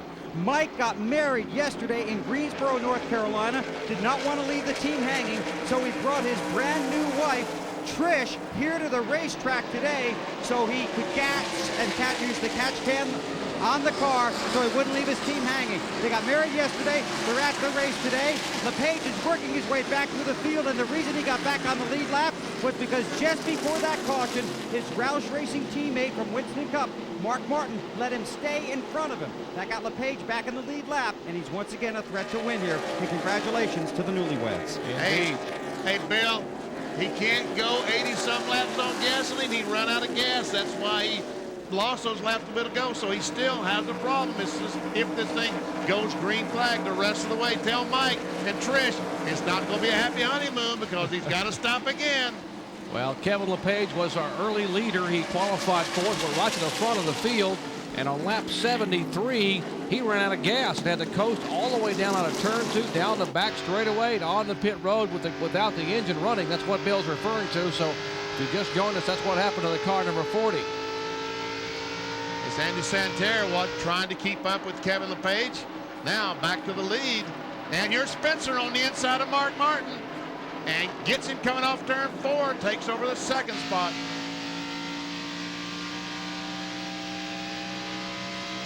Jimmy Spencer only his 8th start here in 1998 in Busch Series competition. Remember, he was injured during the middle of the year after that impact up at the Brickyard and had to sit out a handful of Winston Cup events and also sort of shuffled his Busch Series schedule, but now completely healed and back to his old form and having a great ride in that Zippo Chevrolet. You know, they showed that tire off Spencer's car a minute ago. You know, we talked earlier about this racetrack getting tighter and tighter as you go, about these cars going into the corner so fast and wanting to free the car up. Running a lot of camber in the right front will let you turn in the middle and get a better shot up off. That tire did exactly what it was supposed to do and held up for 80, 85 laps, whatever, until Spencer could get in and get it off, and that's what it's supposed to do. And he absolutely got his money's worth out of that good year. Look here, Jason Keller, as Mark Martin in the Winn-Dixie car looks back at Jason Keller, the 4th place car. And once again, a car that's been running all year without full sponsorship. You know, those guys have done a terrific job this year. Jason Keller, entire bunch. D'Souza. Greg Pollock, Steve D'Souza, Bob Campbell, the 3 owners. I don't know why someone hasn't jumped on board with Jason Keller. This is a great racing team, and they may have qualified toward the back some, but they usually, just like that Jeff Burton scenario, they're always find their way to the front in the top 10 or top 5. They have had some great runs this year, and today is another example of it. And Jimmy Spencer has caught Tony Stewart down the backstretch off turn 2. Wondering where Joe Nemechek is. He has gotten his lap back. He's about 10 car lengths in front of this battle you're watching right here. Spencer now pulls to the inside with his Chevy, door to door with the Pontiac, and will take the spot and the lead. My guess is when Jimmy Spencer got it behind Tony Stewart that he just took enough air off the spoiler of that Pontiac that Stewart had to back off and let him go. Yeah, you could see earlier that Stewart was right on the white line. When Spencer got there, he kind of bobbled just a little bit and worked his way up the racetrack. Jimmy turned left and drove past him. Well, we approach the 70 lap to go mark here at Homestead, Florida. The 31st and final stop on the $11 million NASCAR Busch Grand National Series Tour. And a great crowd on hand enjoying it as gentleman Jimmy Spencer from 7th starting spot is our leader with 128 laps complete. We'll be right back. Back at Homestead, Florida, not the way that Andy Santerre wanted to finish the 1998 season. Our champion already in the garage, Dale Earnhardt Jr., and now the Robustus Rookie of the Year makes a hard left-hand turn in his Monroe Muffler Brakes Chevrolet.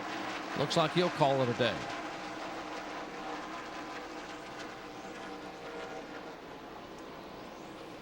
Back up front, Jimmy Spencer in the car number 12. After qualifying in 7th spot, is our leader. Spencer showing the way. Mark Martin back in 2nd spot, about a second and a half back.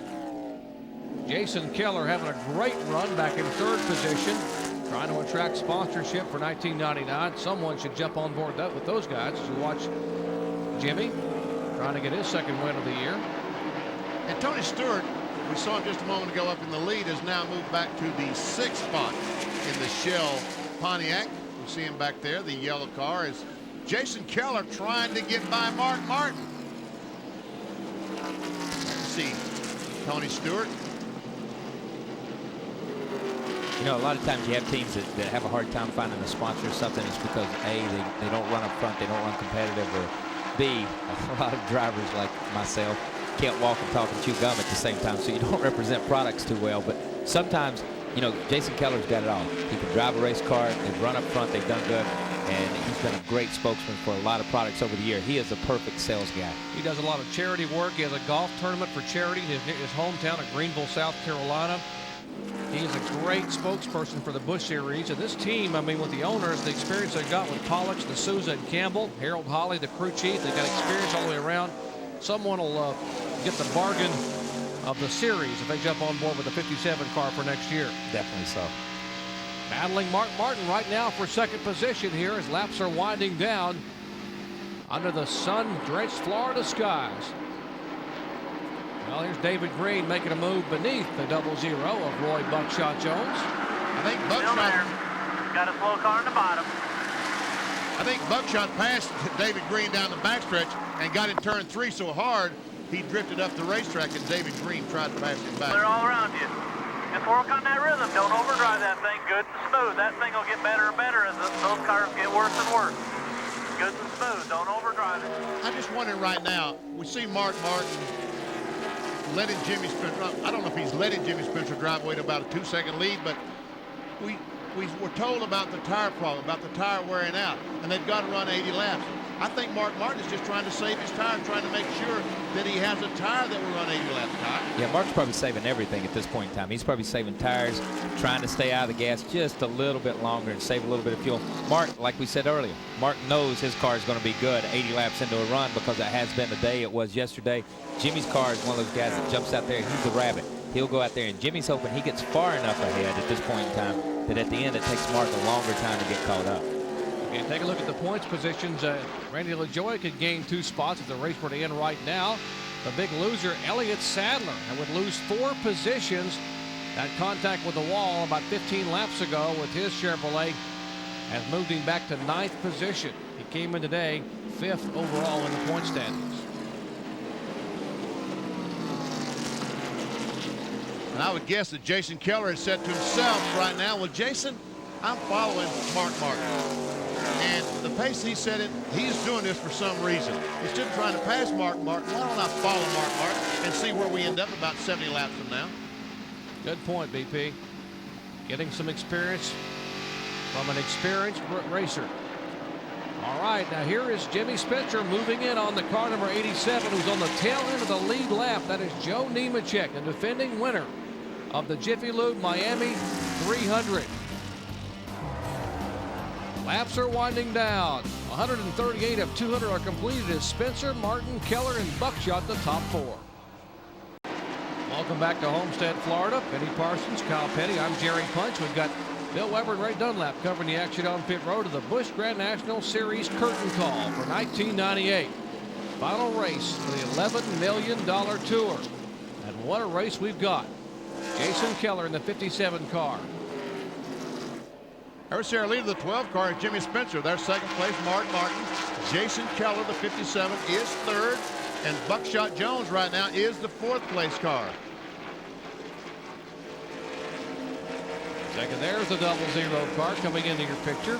Final Busch Series start for Buckshot. Former Busch champion Larry Pearson will drive that car next year with Cheez-It as the sponsor. There's the 36 and the 9, David Green. Jeff Burton, that is for position, 5th and 6th. Jeff Burton didn't start very well. Once again, started 23rd, but he's worked his way up to 6th place, and right now trying to take away that spot from David Green. Here's Matt Kenseth. They will have DeWalt tools on their car for 1999, replacing Lycos as the primary sponsor. And the 2nd car behind Matt Kenseth is the 8th place car. There he is. This next car is Mike McLaughlin, the Goose Pumps Chevrolet. He lost a lap when he made his pit stop and was penalized for speeding on pit road. That's why he's a lap down. Now we see Dave Blaney in the 93. Blaney back there, former World of Outlaws champion. As you said, Benny, McLaughlin back in 23rd position, 1 lap down.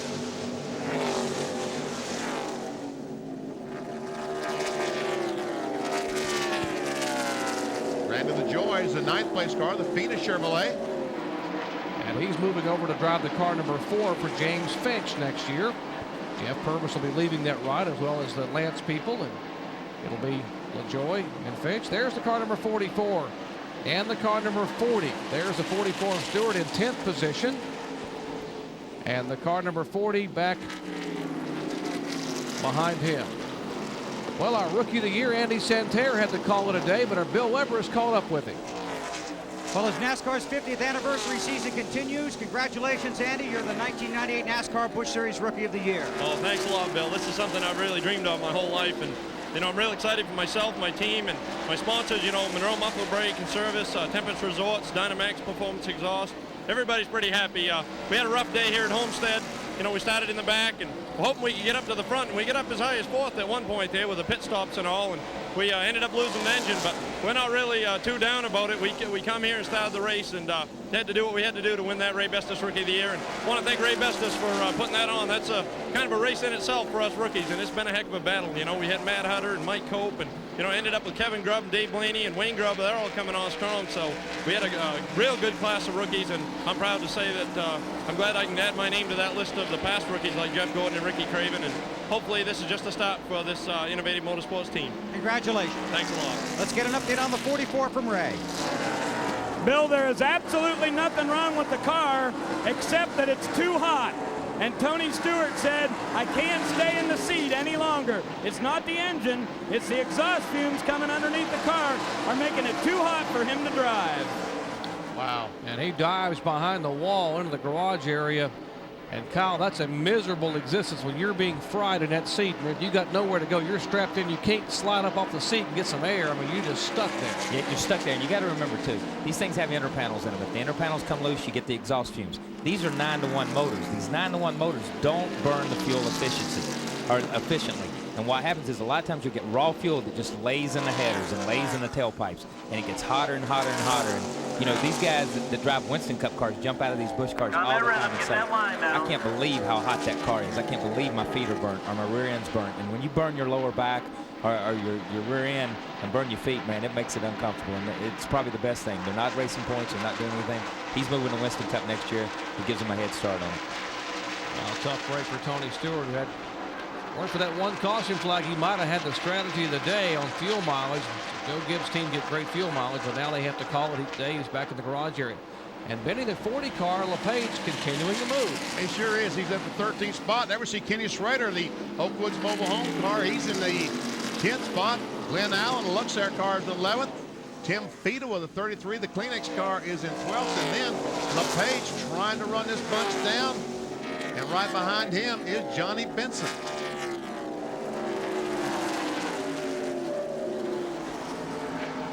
That 33 car, next year that'll be driven by Jason Jarrett. It'll be the Bayer Alka-Seltzer machine. Come on, buddy, go get him. Tim Fiedel hasn't announced his plans yet for 1999. I'm sure he's had plenty of offers as competitive as he is in this series. Now we see the 40 car in jeopardy of losing the spot as Benson looks on the inside, goes by Kevin LePage. So right now that Channel Lock Chevrolet a little bit off in the handling department, I would guess. Meanwhile, the guy they're chasing, Jimmy Spencer. 41-year-old driver from Berwick, Pennsylvania, two-time national champion in the modified series where he earned the nickname Mr. Excitement. And he indeed is at whatever he's in, it's exciting. As you watch the side-by-side competition, 150 laps are done. We're 3/4 of the way through. Spencer, our leader. Back in Homestead, Florida, laps winding down the Jiffy Lube Miami 300. A day for history here in the 31st and final start of the 1998 season for the NASCAR Busch Grand National Series. You see, as we watch the leader, Jimmy Spencer, and the Zippo Chevrolet zip around the racetrack, as you said a moment ago, Mark Martin was gaining on him. He'd closed in, I don't know, to about a 2 3/4, but right now Spencer is starting to put the distance back on Martin.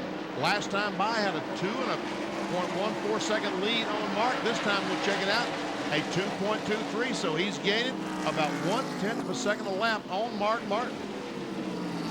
Jason Keller just hanging right there within the shadows of that Winn-Dixie Ford bumper. As a matter of fact, the fastest car in the top six the last lap was Jeff Burton back in 5th spot. He ran almost 1 mile per hour faster than Spencer. To the left side of your screen, there's the top 10. Schrader back in 10th spot. Matt Kenseth all the way from 37th to 7th.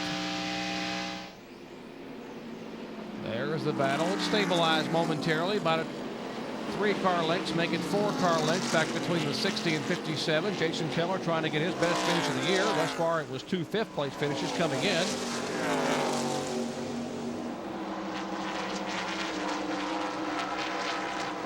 Chuck Jones, a 00 car. Now there's the fastest car right now, probably on the racetrack, the 9 car of Jeff Burton. And he isn't that far behind Martin, the second place car. As once again, Martin continues to lose ground to Jimmy Spencer. And Jeff right now is only about 1.25 seconds behind Mark. Now we see, oh, buckshot! About lost that baby. But he did a great job. Rhythm back now. You know you can't get up too high. Good and smooth. He's checking to see if he had see him going back and Oh, forth. drive the corner now. Wasn't he checking to see if he had a tire flat? Yeah, he was either checking to see whether he had a tire going down or just to run all the junk off his tires. Once your tires are hot, once you get out of that groove up there, you pick up a lot of trash. A lot of trash. He was probably just trying to scuff off the trash a little bit before he got to the next corner so it didn't jump out from under him going in 3. Great point. I saw him whipping the car back and forth, didn't understand exactly what he was trying to do, but you're right. He was just trying to scuff those tires. And that was really quick thinking on his part to think that quickly and do that. That rhythm. Get that line back. Good. All right, here's a battle for 11th, 12th, and 13th. 15th is Kenny Schrader, the Oakwood Home Chevrolet, driving the Andy Petrione car. Behind him, Tim Fedewa. Good run for Fedewa all the way to 12th position. And Johnny Benson, driving for Bill Bumgardner in the 26 car. We showed you that Schrader was in 10th just a moment ago. Now he's 11th. That's because Glenn Allen Come on, buddy. Get him. just kind of drove away from Schrader.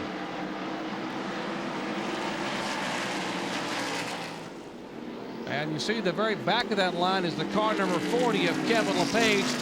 Let's get an update on him from Bill Weber.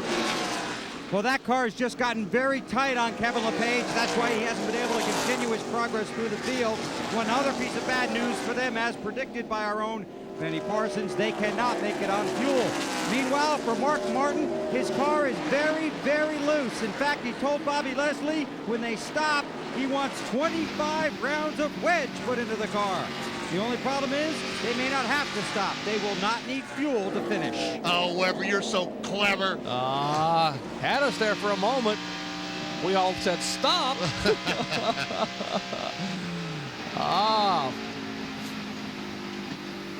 Jimmy Spencer's got it on cruise. Well, they really don't have cruise control in these cars, but it's not a bad idea at times, Kyle. Hey, the way his car's working, it's as close to cruise as you're going to get in one of these things. If he had a CD player, he'd be playing some tunes right now in the South Florida sun. Mr. Excitement having it all his way as they're contemplating how this thing's going to shake out. Back with more in just a moment. Our Speed World coverage of NASCAR Busch Series racing has history being made today as the green flag waved early on and the first ever third-generation driver was crowned a champion. He hustled from his 15th starting spot to pass one of the all-time greats for the lead, but on lap 89, the smoke would tell the story. His day was over, but now it's time to salute the crowd and celebrate with the crew. Little E has become Big C as NASCAR and ESPN Speed World crown yet another champion.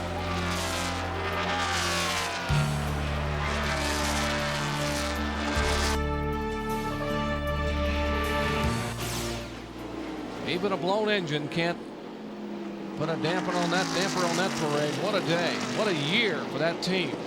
Dale Earnhardt Incorporated and Dale Earnhardt Jr.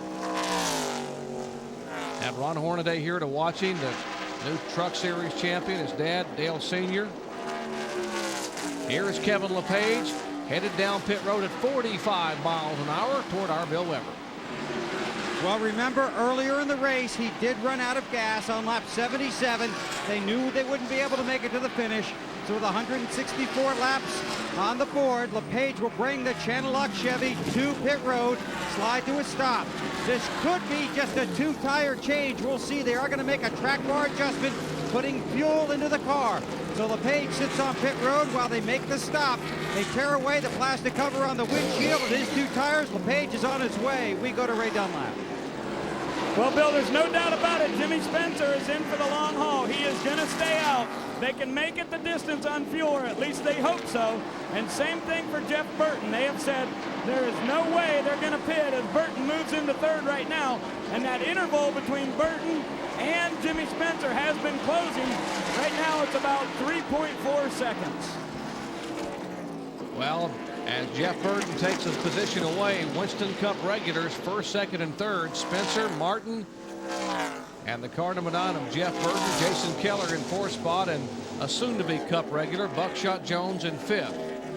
Now, the one advantage that Jeff Burton has, if he is faster, and he has been a little bit faster than Jimmy Spencer the last few laps, the one advantage that he will have is that Mark Martin is not going to hold him up once he gets to him. Mark realizes this is his teammate, that he is faster. He will move over, let Burton go by, and then he'll start the pursuit for Jimmy Spencer. There's the speed at the line. Burton is the fastest car, 144.393 miles per hour at almost 170 laps in. You see Matt Kendall's back in the 7th spot, had the second quickest time that time. There we see the track gear forward of Jeff Burton. This is Jeff Burton's backup car. Remember, you said earlier, folks, he just completely trashed his primary car on Friday morning. And this is a short track car. So this is actually his favorite race car. The car he won Richmond with. He has 2 wins this year, one at Richmond on the 3/4 miles up at that racetrack, and then he won at Michigan on the 2-mile super speedway. So right now, Jeff Burton is about 3 seconds behind Jimmy Spencer. He's about a half second behind Mark Martin, and the last time Mark Martin picked up the pace, he was about as fast as Burton. There we see Spencer go by. Here comes Nemechek, Martin, and Burton. Nemechek a couple of laps down, having to make an unscheduled pit stop earlier on. And that time, once again, the 9 car, the fastest race car on the track, over 144.7 miles per hour. Well, we told you at the top of the day that only 115 points separated 4th from 9th, and a lot of things could change. LaJoie all the way from 6th to 4th position. Elton Sawyer right now, if the race were to end at this point in time, would lose a spot. Phil Parsons would gain, Fedewa would gain, Buckshot would gain. Elliott Sadler, unfortunately the big loser, would lose 4 positions. They pay for the top 20 in NASCAR Busch Series competition, a $650,000 point fund. They made an announcement earlier this week that in 1999 the NASCAR Busch Series point fund goes to $1.5 million. Wow.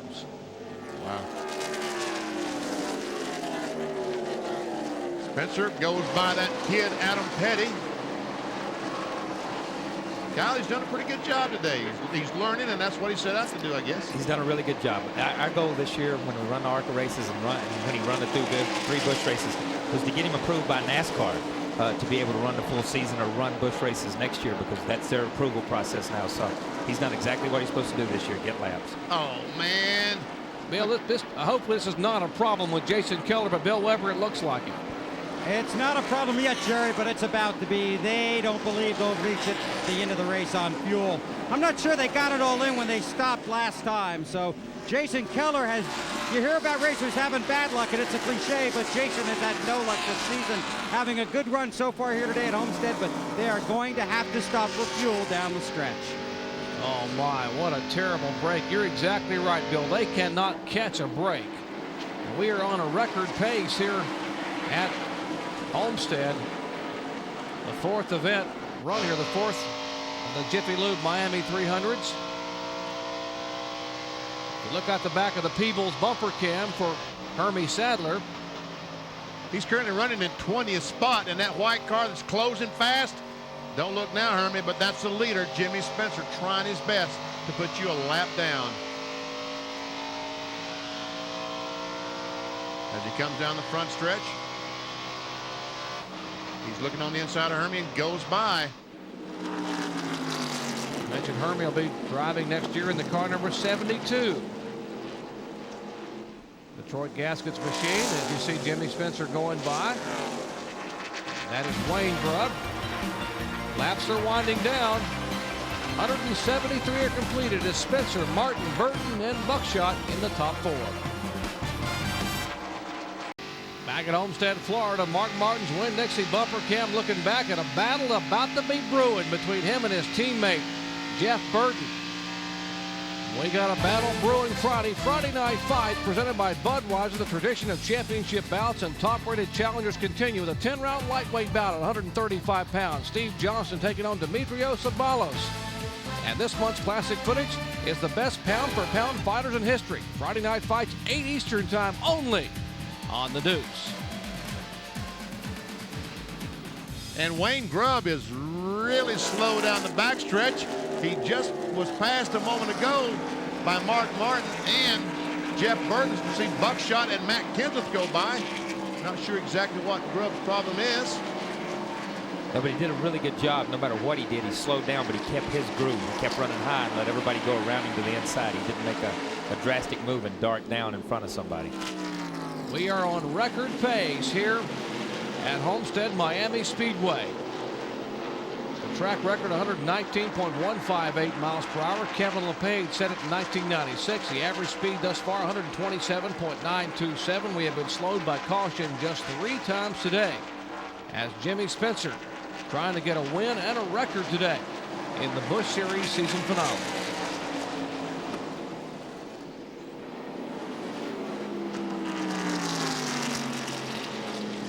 Mark Martin is still a couple of seconds behind. Now Jeff Burton is closed up.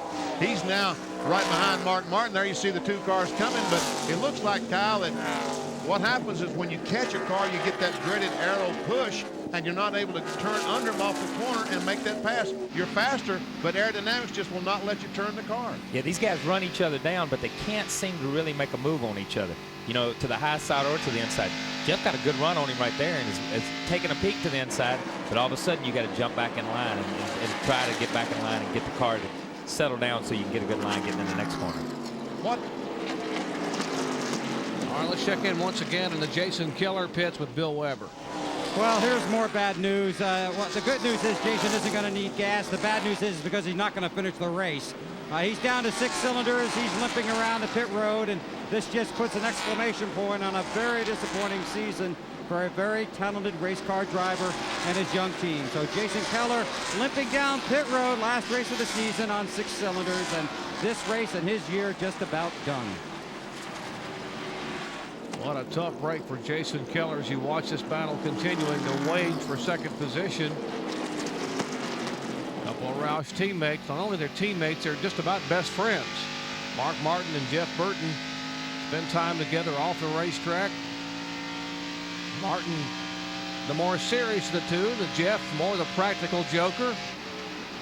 They are a perfect match. They have a lot of fun together. Right now, they're matching each other with wits and race cars.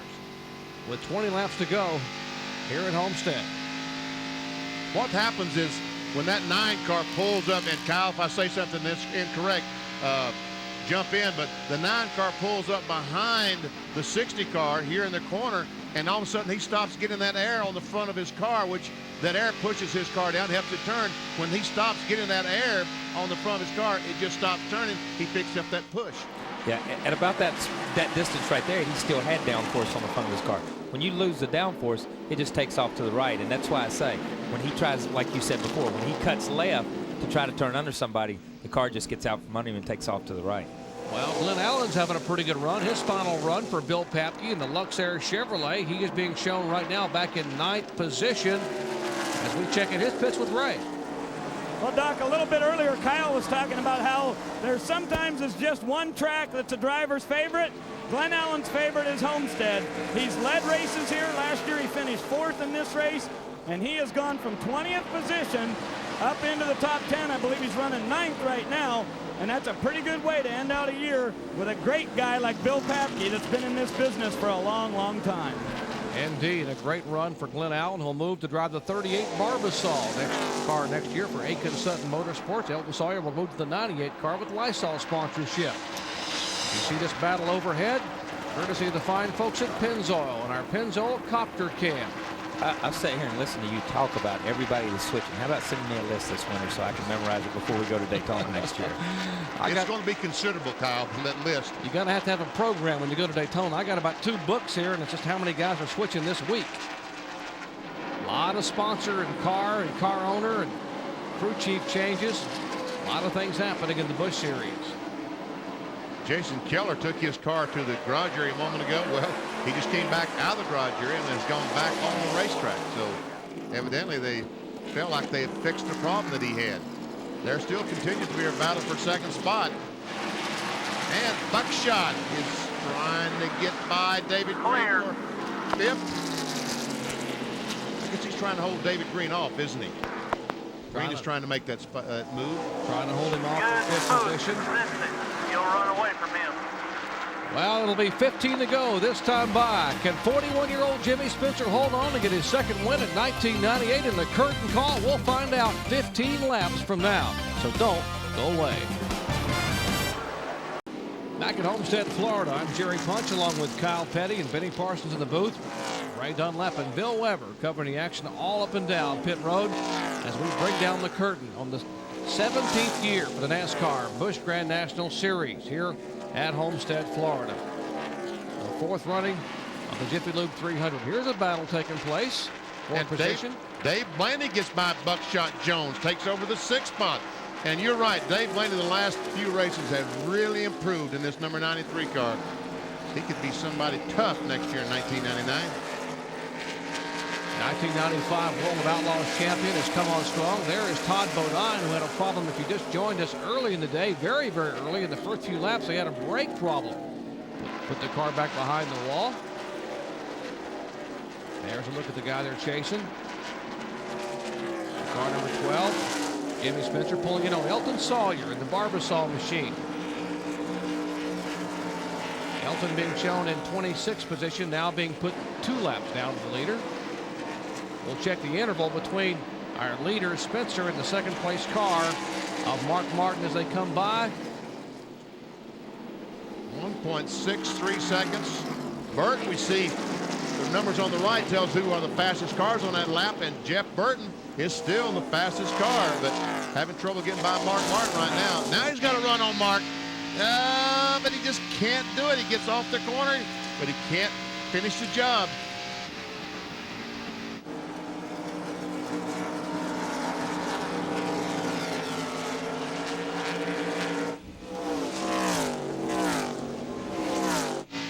Well, 10 laps to go this time by. We'll see if the interval is shrinking. 1.72. It's growing a little bit for Jimmy Spencer. They lost a 1/10 of a second that time. But, you know, you think they all can go on gas? Is that just a given? They all can make it on gas?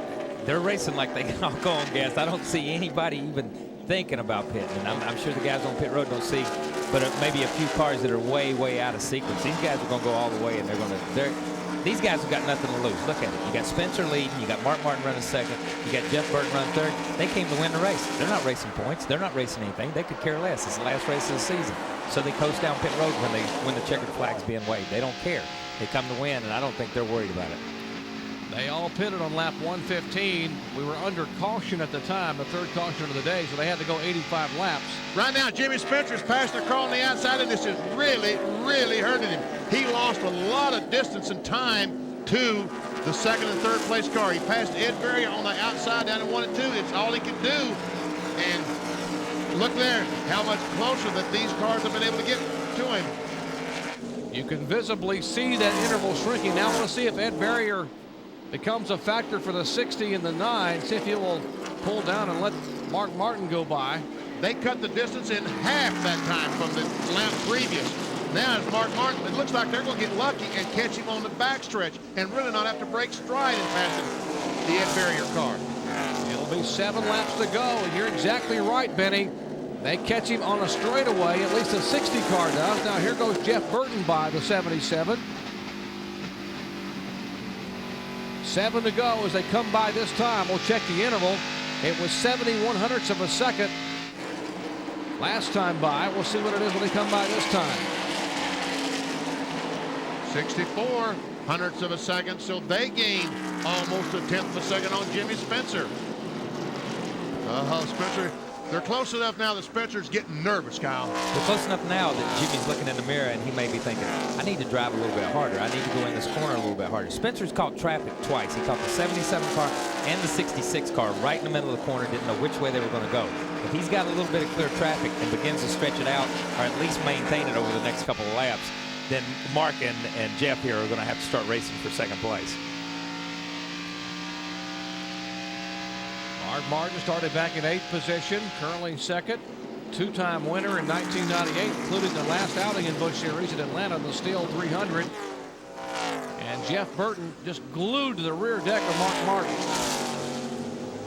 That time they did not gain on Jimmy Spencer. It stayed, the distance stayed about the same. And with almost a little over 5 laps to go, I wonder, can they all make it on gasoline? Is someone going to run out of fuel? There's easy Ed Spencer checking everything out. Ed doesn't look too easy right now. He looks pretty tense. They gained another 10th of a second on Spencer that time. 5 to go in the season finale. NASCAR Busch Series Racing.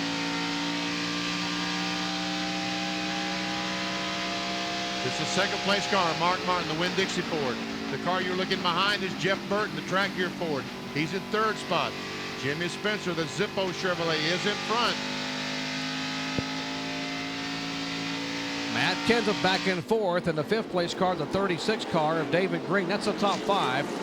But there's the top 3 we're looking at with 4 to go. It is Chevrolet and 2 Fords. Check it out. And Mark, maybe he's been saving these tires for this lap. What do you think, Kyle? He's pulling out on him right here. He was trying to make a move right there with 3 or 4 laps to go. Maybe Mark's just been sitting there, like you say, saving his tires, saving his stuff. Like we said about 15 laps ago, it's crunch time for Mark and for the 9 car. They're either going to do it or they're not. Spencer down below the white line that straddles the white line in turn 3. Oh, here comes Burton. He's making a move on Martin. Oh, he can't quite do it. He has to fall back in line. But Spencer's loving that, looking in the mirror, seeing him too wide. He got about a 2-car length jump when they pulled out side by side. Now here comes Martin back.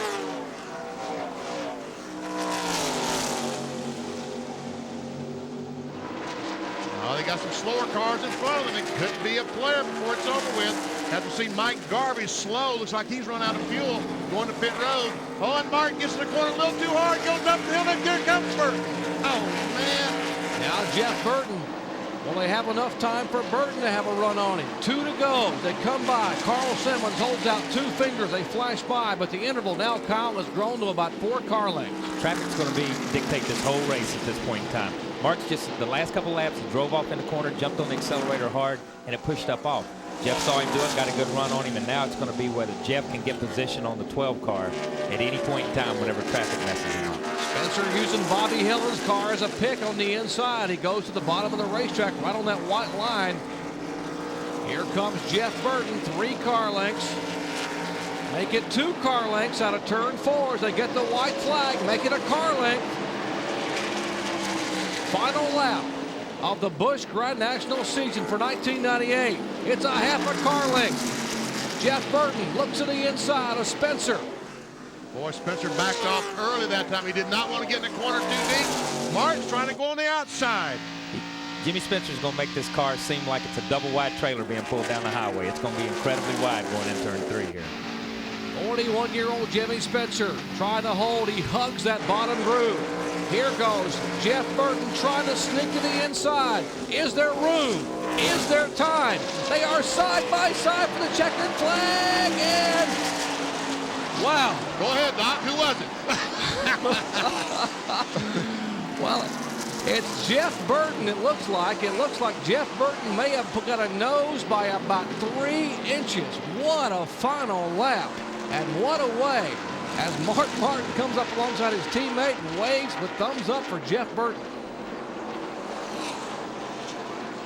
And here is Ed Spencer watching his son pulling.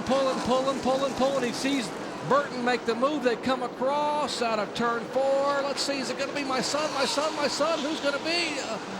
Oh, dadgummit. Man. I can't. That kind of says the story, doesn't it? Great race, though. What a way to end the Busch season. Exactly. And here's a look once again at the final few feet. What a way to pull down the curtain on the Busch season for NASCAR. Look at Jeff Burton. That car just sort of noses ahead. What's it, maybe 2 feet? Right there. Yep. A couple of feet. Let's go down to Ray Dunlap. Tommy Morgan is the crew chief for this team. You guys brought a great race car here, put it in the fence, and pull out a backup that's almost as good. How do you guys do it? Well, it's a good team we got here for Roush Racing Track here for it. It's an awesome car today. I'd like to dedicate this race to two special people. My mom died a year ago today, and for Dick Moroso. It's a hard thing to lose a lot of loved ones around this time. And that's what makes it great when you get to go to victory lane, and they have done it. Very emotional. Everyone in the garage area all week long thinking about Dick Moroso, who left us last week on Sunday morning. And, of course, his young son, Rob Moroso, who was the Busch Series champion back in 1989, the youngest Busch Series champion ever. It is a huge family in NASCAR. What an effort by Jeff Burton, who started back in 23rd position in a backup car. There is Kim, his wife, coming in to give him some congratulations. He lost his primary race car on Friday morning on the very first lap of practice. He smacked the wall in turn 2. The car erupted in flames. They went to the backup car, a car he said was his favorite, the one he used to win with at Richmond, and he comes from the back of the pack. We have seen this chapter in this book before for Jeff Gordon, and now he climbs out in victory lane. Oh.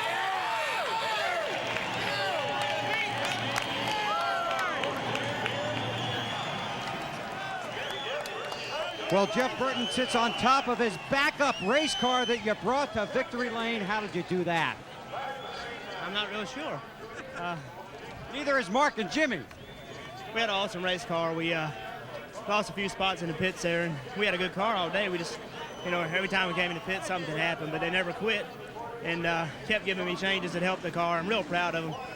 That's a great race. You had to get around Mark, and then you had to get around Jimmy. Walk us through that. Well, it's a tough spot because you want Mark to do well, and I could see he was loose, and I tried to give him some room, and finally he went in the corner and he got loose, and I thought we could catch him together. Working together, I thought we'd have a better chance of catching him. Finally, he got time to go, and he got loose getting in the corner, and then Spencer was really backing up, and the only thing we could do was get down on the apron and hope he checked up and then have some momentum, and that's what happened. A lot of people at the beginning of the Winston Cup season questioned the marriage of Jeff Burton and Mark Martin working together. It worked over there, and it worked over here. It'll keep on working, too. Mark Martin is the best teammate anybody could ever have, and I try my best to be the best teammate he could have. And together, our teams work good together. Jack gives us everything it takes to win races, and we work good together every day, on and off the racetrack. I'm real proud of the track gear team today, as well as the guys that came from the Excite team to help, and it's a good way to come to a new racetrack. Congratulations on a great win and a big season for you, Jeff. Thank you. And Jeff Burton. It is teamwork that wins races and teamwork that wins championships. This guy or his teammate Mark Martin, or both of them, may be in the head table at New York in very near years. And here is a champion. Speaking of Busch Series champions, there is the Dale Earnhardt Jr. crew, Tony Eury Sr. and Jr. and Little E. There is the father, 7-time Winston Cup champion, Dale Earnhardt Sr. Boy, could he be proud or what? What a moment for the family, the Earnhardt family. Emotionally today, we began the day talking about history being made here at Homestead in the Busch Series season finale. And what a year it has been for this young man. What a bright future it is for NASCAR. Back at Homestead, Florida, the crowd on their feet cheering and screaming and waving. Shirts and hats as they have seen and you have seen history being made today. The first ever third-generation driver to become a NASCAR Series champion. Take a look at our results of the fourth running of the Jiffy Lube 300. 15 cars finishing on the lead lap. Jeff Burton takes the victory. Spencer Martin Kenseth, who finishes fourth, narrowed the points, but not quite quickly enough. And David Green rounding out the top 5. As we check out 16 through 30 this afternoon, as Earnhardt still waves to the crowd. Phil Parsons had a pretty good day. Started 34th, finished in 13th. Jeff Fuller, brand new race car, finishing 15th. There are the guys a lap down. Buckshot, his final Busch start. He finishes a lap down in 16th spot. And Bobby Hillen heads the cars that are 2 laps down back in 25th, and Joe Bessie back in 30th. And back in 42nd position, Dale Earnhardt Jr. He began the year upside down on his lid at Daytona, finishing 37th, and he ends the year finishing 42nd. So he had a terrible start and a terrible finish, but boy, what a middle he had here at NASCAR Busch Series Racing. Our final point standings. Matt Kenseth narrowed it all the way down to 48 points by finishing 4th today. McLaughlin in 3rd. LaJoie comes from 6th to 4th. Elton Sawyer slides back a spot. Phil Parsons up to 6th. Vito up a spot to 7th. Elliott Sadler all the way back to 8th from 4th. Then comes Buckshot and Hermie Sadler rounding out the top 10. When we come back, we will salute our race winner and have a championship celebration here at Homestead Motorsports Complex. Jeff Burton's a winner. We'll come back and talk about a title and history being made in just a moment.